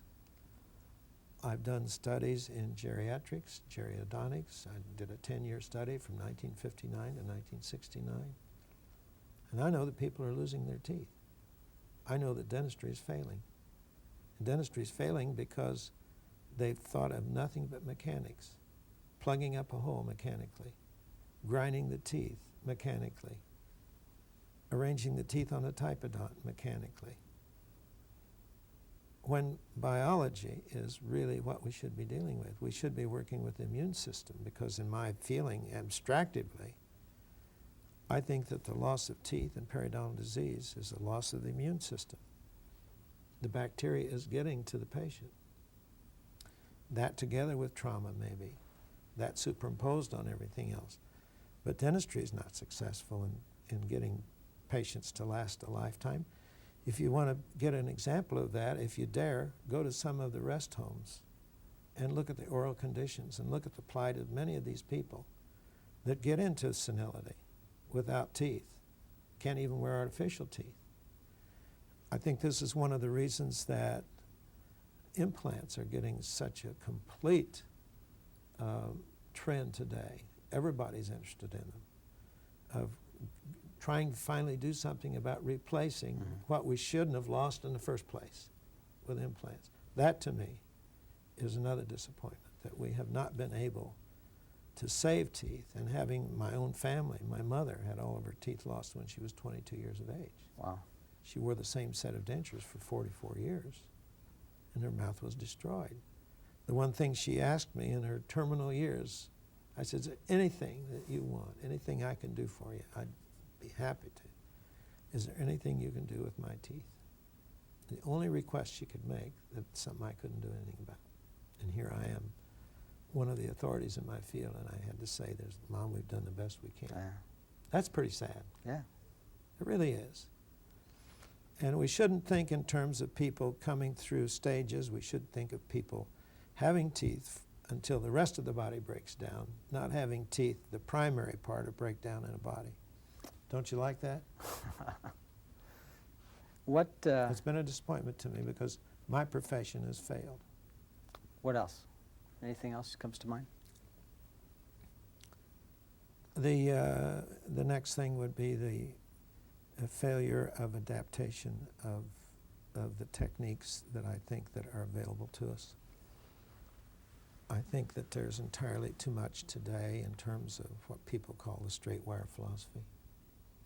Go ahead, tell me more. Wait until all of the teeth are in, get a hold of all of them, and then start throwing wire after wire through to level things out, and throwing one arch at the other until you're blue in the face, and then if you don't work, take 4 teeth out and do it that way. Isn't that sort of a throwback to the primary edgewise philosophy? It's the old stuff all warmed over just with light wires. So it's not a part of biology. Again, it's a technique. Now, if you've got the bite leveled and if you've got things, your initial phases have all been worked out and things like that, we do it. There's a place for it. But as a standard way to do things, I'm very disappointed that people would jump on to that with no more thinking than what they have. Again, it gets back to my first disappointment. From your perspective of 40 years or so, what's new? Where are we going in the next 5, 10, 20 years? Where's orthodontics going to be? Is it going to be all adjunct of or part of a general practice? Are we going to see orthodontics as a specialty continue? What do you think? Well, let's look at this. Bob McGonigal was president or president-elect of American Association in 1976. He called me up and he said, I would like for you to give the Mershon lecture in New York in 1976. I said, well, what do you want me to talk about? He says, I would like for you to expand on what you talked about in your Ketchum address in 1975, which was in, were you there? I was in East Germany, as a matter of fact. Yeah. Well, I got the Ketchum Award in 75, Las right? Vegas Yes, I in know. 75. And I made an address, and I talked, it was sort of a plea for orthodontics, how much I respected it, and I broke down when I gave the talk. In fact, I had tears in my eyes and so forth. And I'm a pushover anyway. I'm a real softy. And so I got this paper together, and I had done some research in it. I had gone into the Journal of Dental Education, and I had read a particular article by somebody whose name I forget now. Maybe I didn't want to remember it. But anyway, I said at that time that I could see that the orthodontist should be the central figure in dentistry. Instead of being the specialist, the orthodontist was in a position to be a diagnostician, and that he shouldn't be thinking just in terms of getting the adolescent child in with the right malocclusion, that he should be taking on problems of the TMJ. Why? Because only he can finish him. He should be thinking in terms of early intervention rather than letting the pedodontist mess around with the kid, and then if he fails, get the patient back, and a few things in the thinking. That if the orthodontist has this, if occlusion becomes the main thrust in all of dentistry, then it's the orthodontist, who should be a master of occlusion, that should be in a position to be the diagnostician. That would put the general dentist who is doing fillings in the role of the specialist for a filling. Mm-hmm. And it would completely change the person's attitude about his profession. Now, I published that, or I wrote that in 1976. At that time, Todd Duo was the editor of the journal. I sent it to him, but he wouldn't publish it. He didn't say in so many words, but I knew why he didn't, and he thought it'd be too detrimental to the profession, who was relying on general practitioners to feed them. Now, that was 10 years after the 68 paper that we talked about. Now let's go to today, where we are now. In California, at least, almost 60% of the orthodontics that's done is done by general practitioners. Did you know that? It's about the same here, maybe even higher. This means that the orthodontist is no longer getting referrals with orthodontic cases. Now, I'll ask you a question.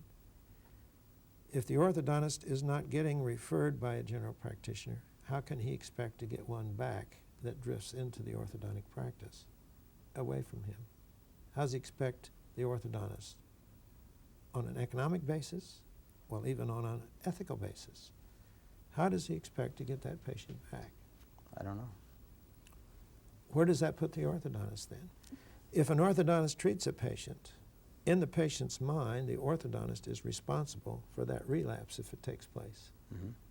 You and I both have patients coming back, and they don't say so in so many words. Here they sit, they're getting crowding in the lower incisor, and they say, well, you treated it, it's your problem. Yeah, I would. Isn't that right? Sure. So if I'm going to be held accountable for it, and if it goes to the general dentist and he says, gosh, who treated you? I can do that good. If you're going to fail like that, I can't do any worse. So where does that put the orthodontist? Right behind the 8 ball. Now, we can either whimper, put our tails between our legs and run away, or we can say that's our responsibility and we're going to do like the periodontist does. What does the periodontist do? Puts patients on recall. He puts patients on recall. So my idea is that we never discharge a patient. And that's what we practice in the office today. When we get through with the patient, we say, you're going to be on recall now. We offer you a retainer, but we have a hygienist. That patient comes back for hygiene care. We will do any adjustment on the occlusion that patient needs, because we're the authority in occlusion. Where does anybody else come into the game then? Specialist for fillings. A specialist for fillings. And if they follow us right, they won't need even that, because we don't have caries like we used to. Mm-hmm. That gets periodontal disease. But if with our biologic support, with our health and wellness programs, Mm-hmm. they shouldn't get periodontal disease either. They shouldn't get TMJ disease. So where does the general dentist come in? He doesn't. How much? So we've got the whole thing in our lap, but we've been so inhibited because we've had to rely and suck it up every time that we get in the presence of a bunch of general practitioners, that we're completely humiliated, really. I don't believe that. I think that dentistry is going to have to do it. They're going to have to take more of an active place in the body as a whole. And so, in my opinion, orthodontics has this opportunity if it's big enough to take it. It's a whole question now of whether or not orthodontics, or who it is that's going to do it, somebody's job. Who's it going to be? It should be the orthodontist. We've gone on for about 2.5 hours now, and I think that we're probably about ready to wind it up. Have you got any other final comments or thoughts or reflections on having existed as long as you are and not being senile, as far as I can tell? You seem to specialize in... I'm very proud of the fact that I'll be 67 in about 25 days. And I just sired a new little baby. And it's just the most delightful thing that ever happened. She's just the sweetest little thing, and every time she lights up, it makes me feel good. And so I suppose that. The other thing, I think I have good genetics, maybe. But the other thing, I think, have you read the work of Norman Cousins? Yes. I think a great deal of illness, and I think a great deal of aging has to do with your attitude. And I suppose it's because I still think young. I still think that I'm a young person, certainly young at heart. I don't think of myself as an old person, so maybe that's one of the You don't things. look like an old person either, so... So I think that's it. And Well, I thank you for indulging in our curiosity today, but I think that this certainly should be a very good overview of your past 40 years, and I hope that there's another 40 or more coming. The thing that I think we did leave out was all of my work on the TMJ, which has been a good part of my life. We'll do that on another day. The thing that we didn't get was work on aesthetics, which I think is a major subject.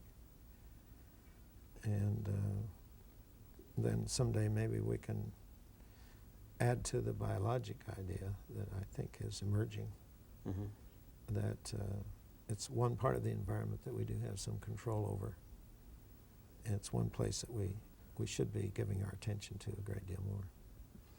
Well, I think you should be more than congratulated and feel pretty damn good about what you've contributed. Well, I do. You're a very special person, and Well, I don't think there's anybody in orthodontics that would not recognize the incredible contributions that you've made. Well, that's great. Thank you. Thank you. You've been listening to a presentation from the University of Michigan School of Dentistry, which is dedicated to supporting open learning and open educational resources. This recording is licensed under the Creative Commons. It may be reused and redistributed for nonprofit use. Please attribute materials to the University of Michigan School of Dentistry and redistribute under this same license.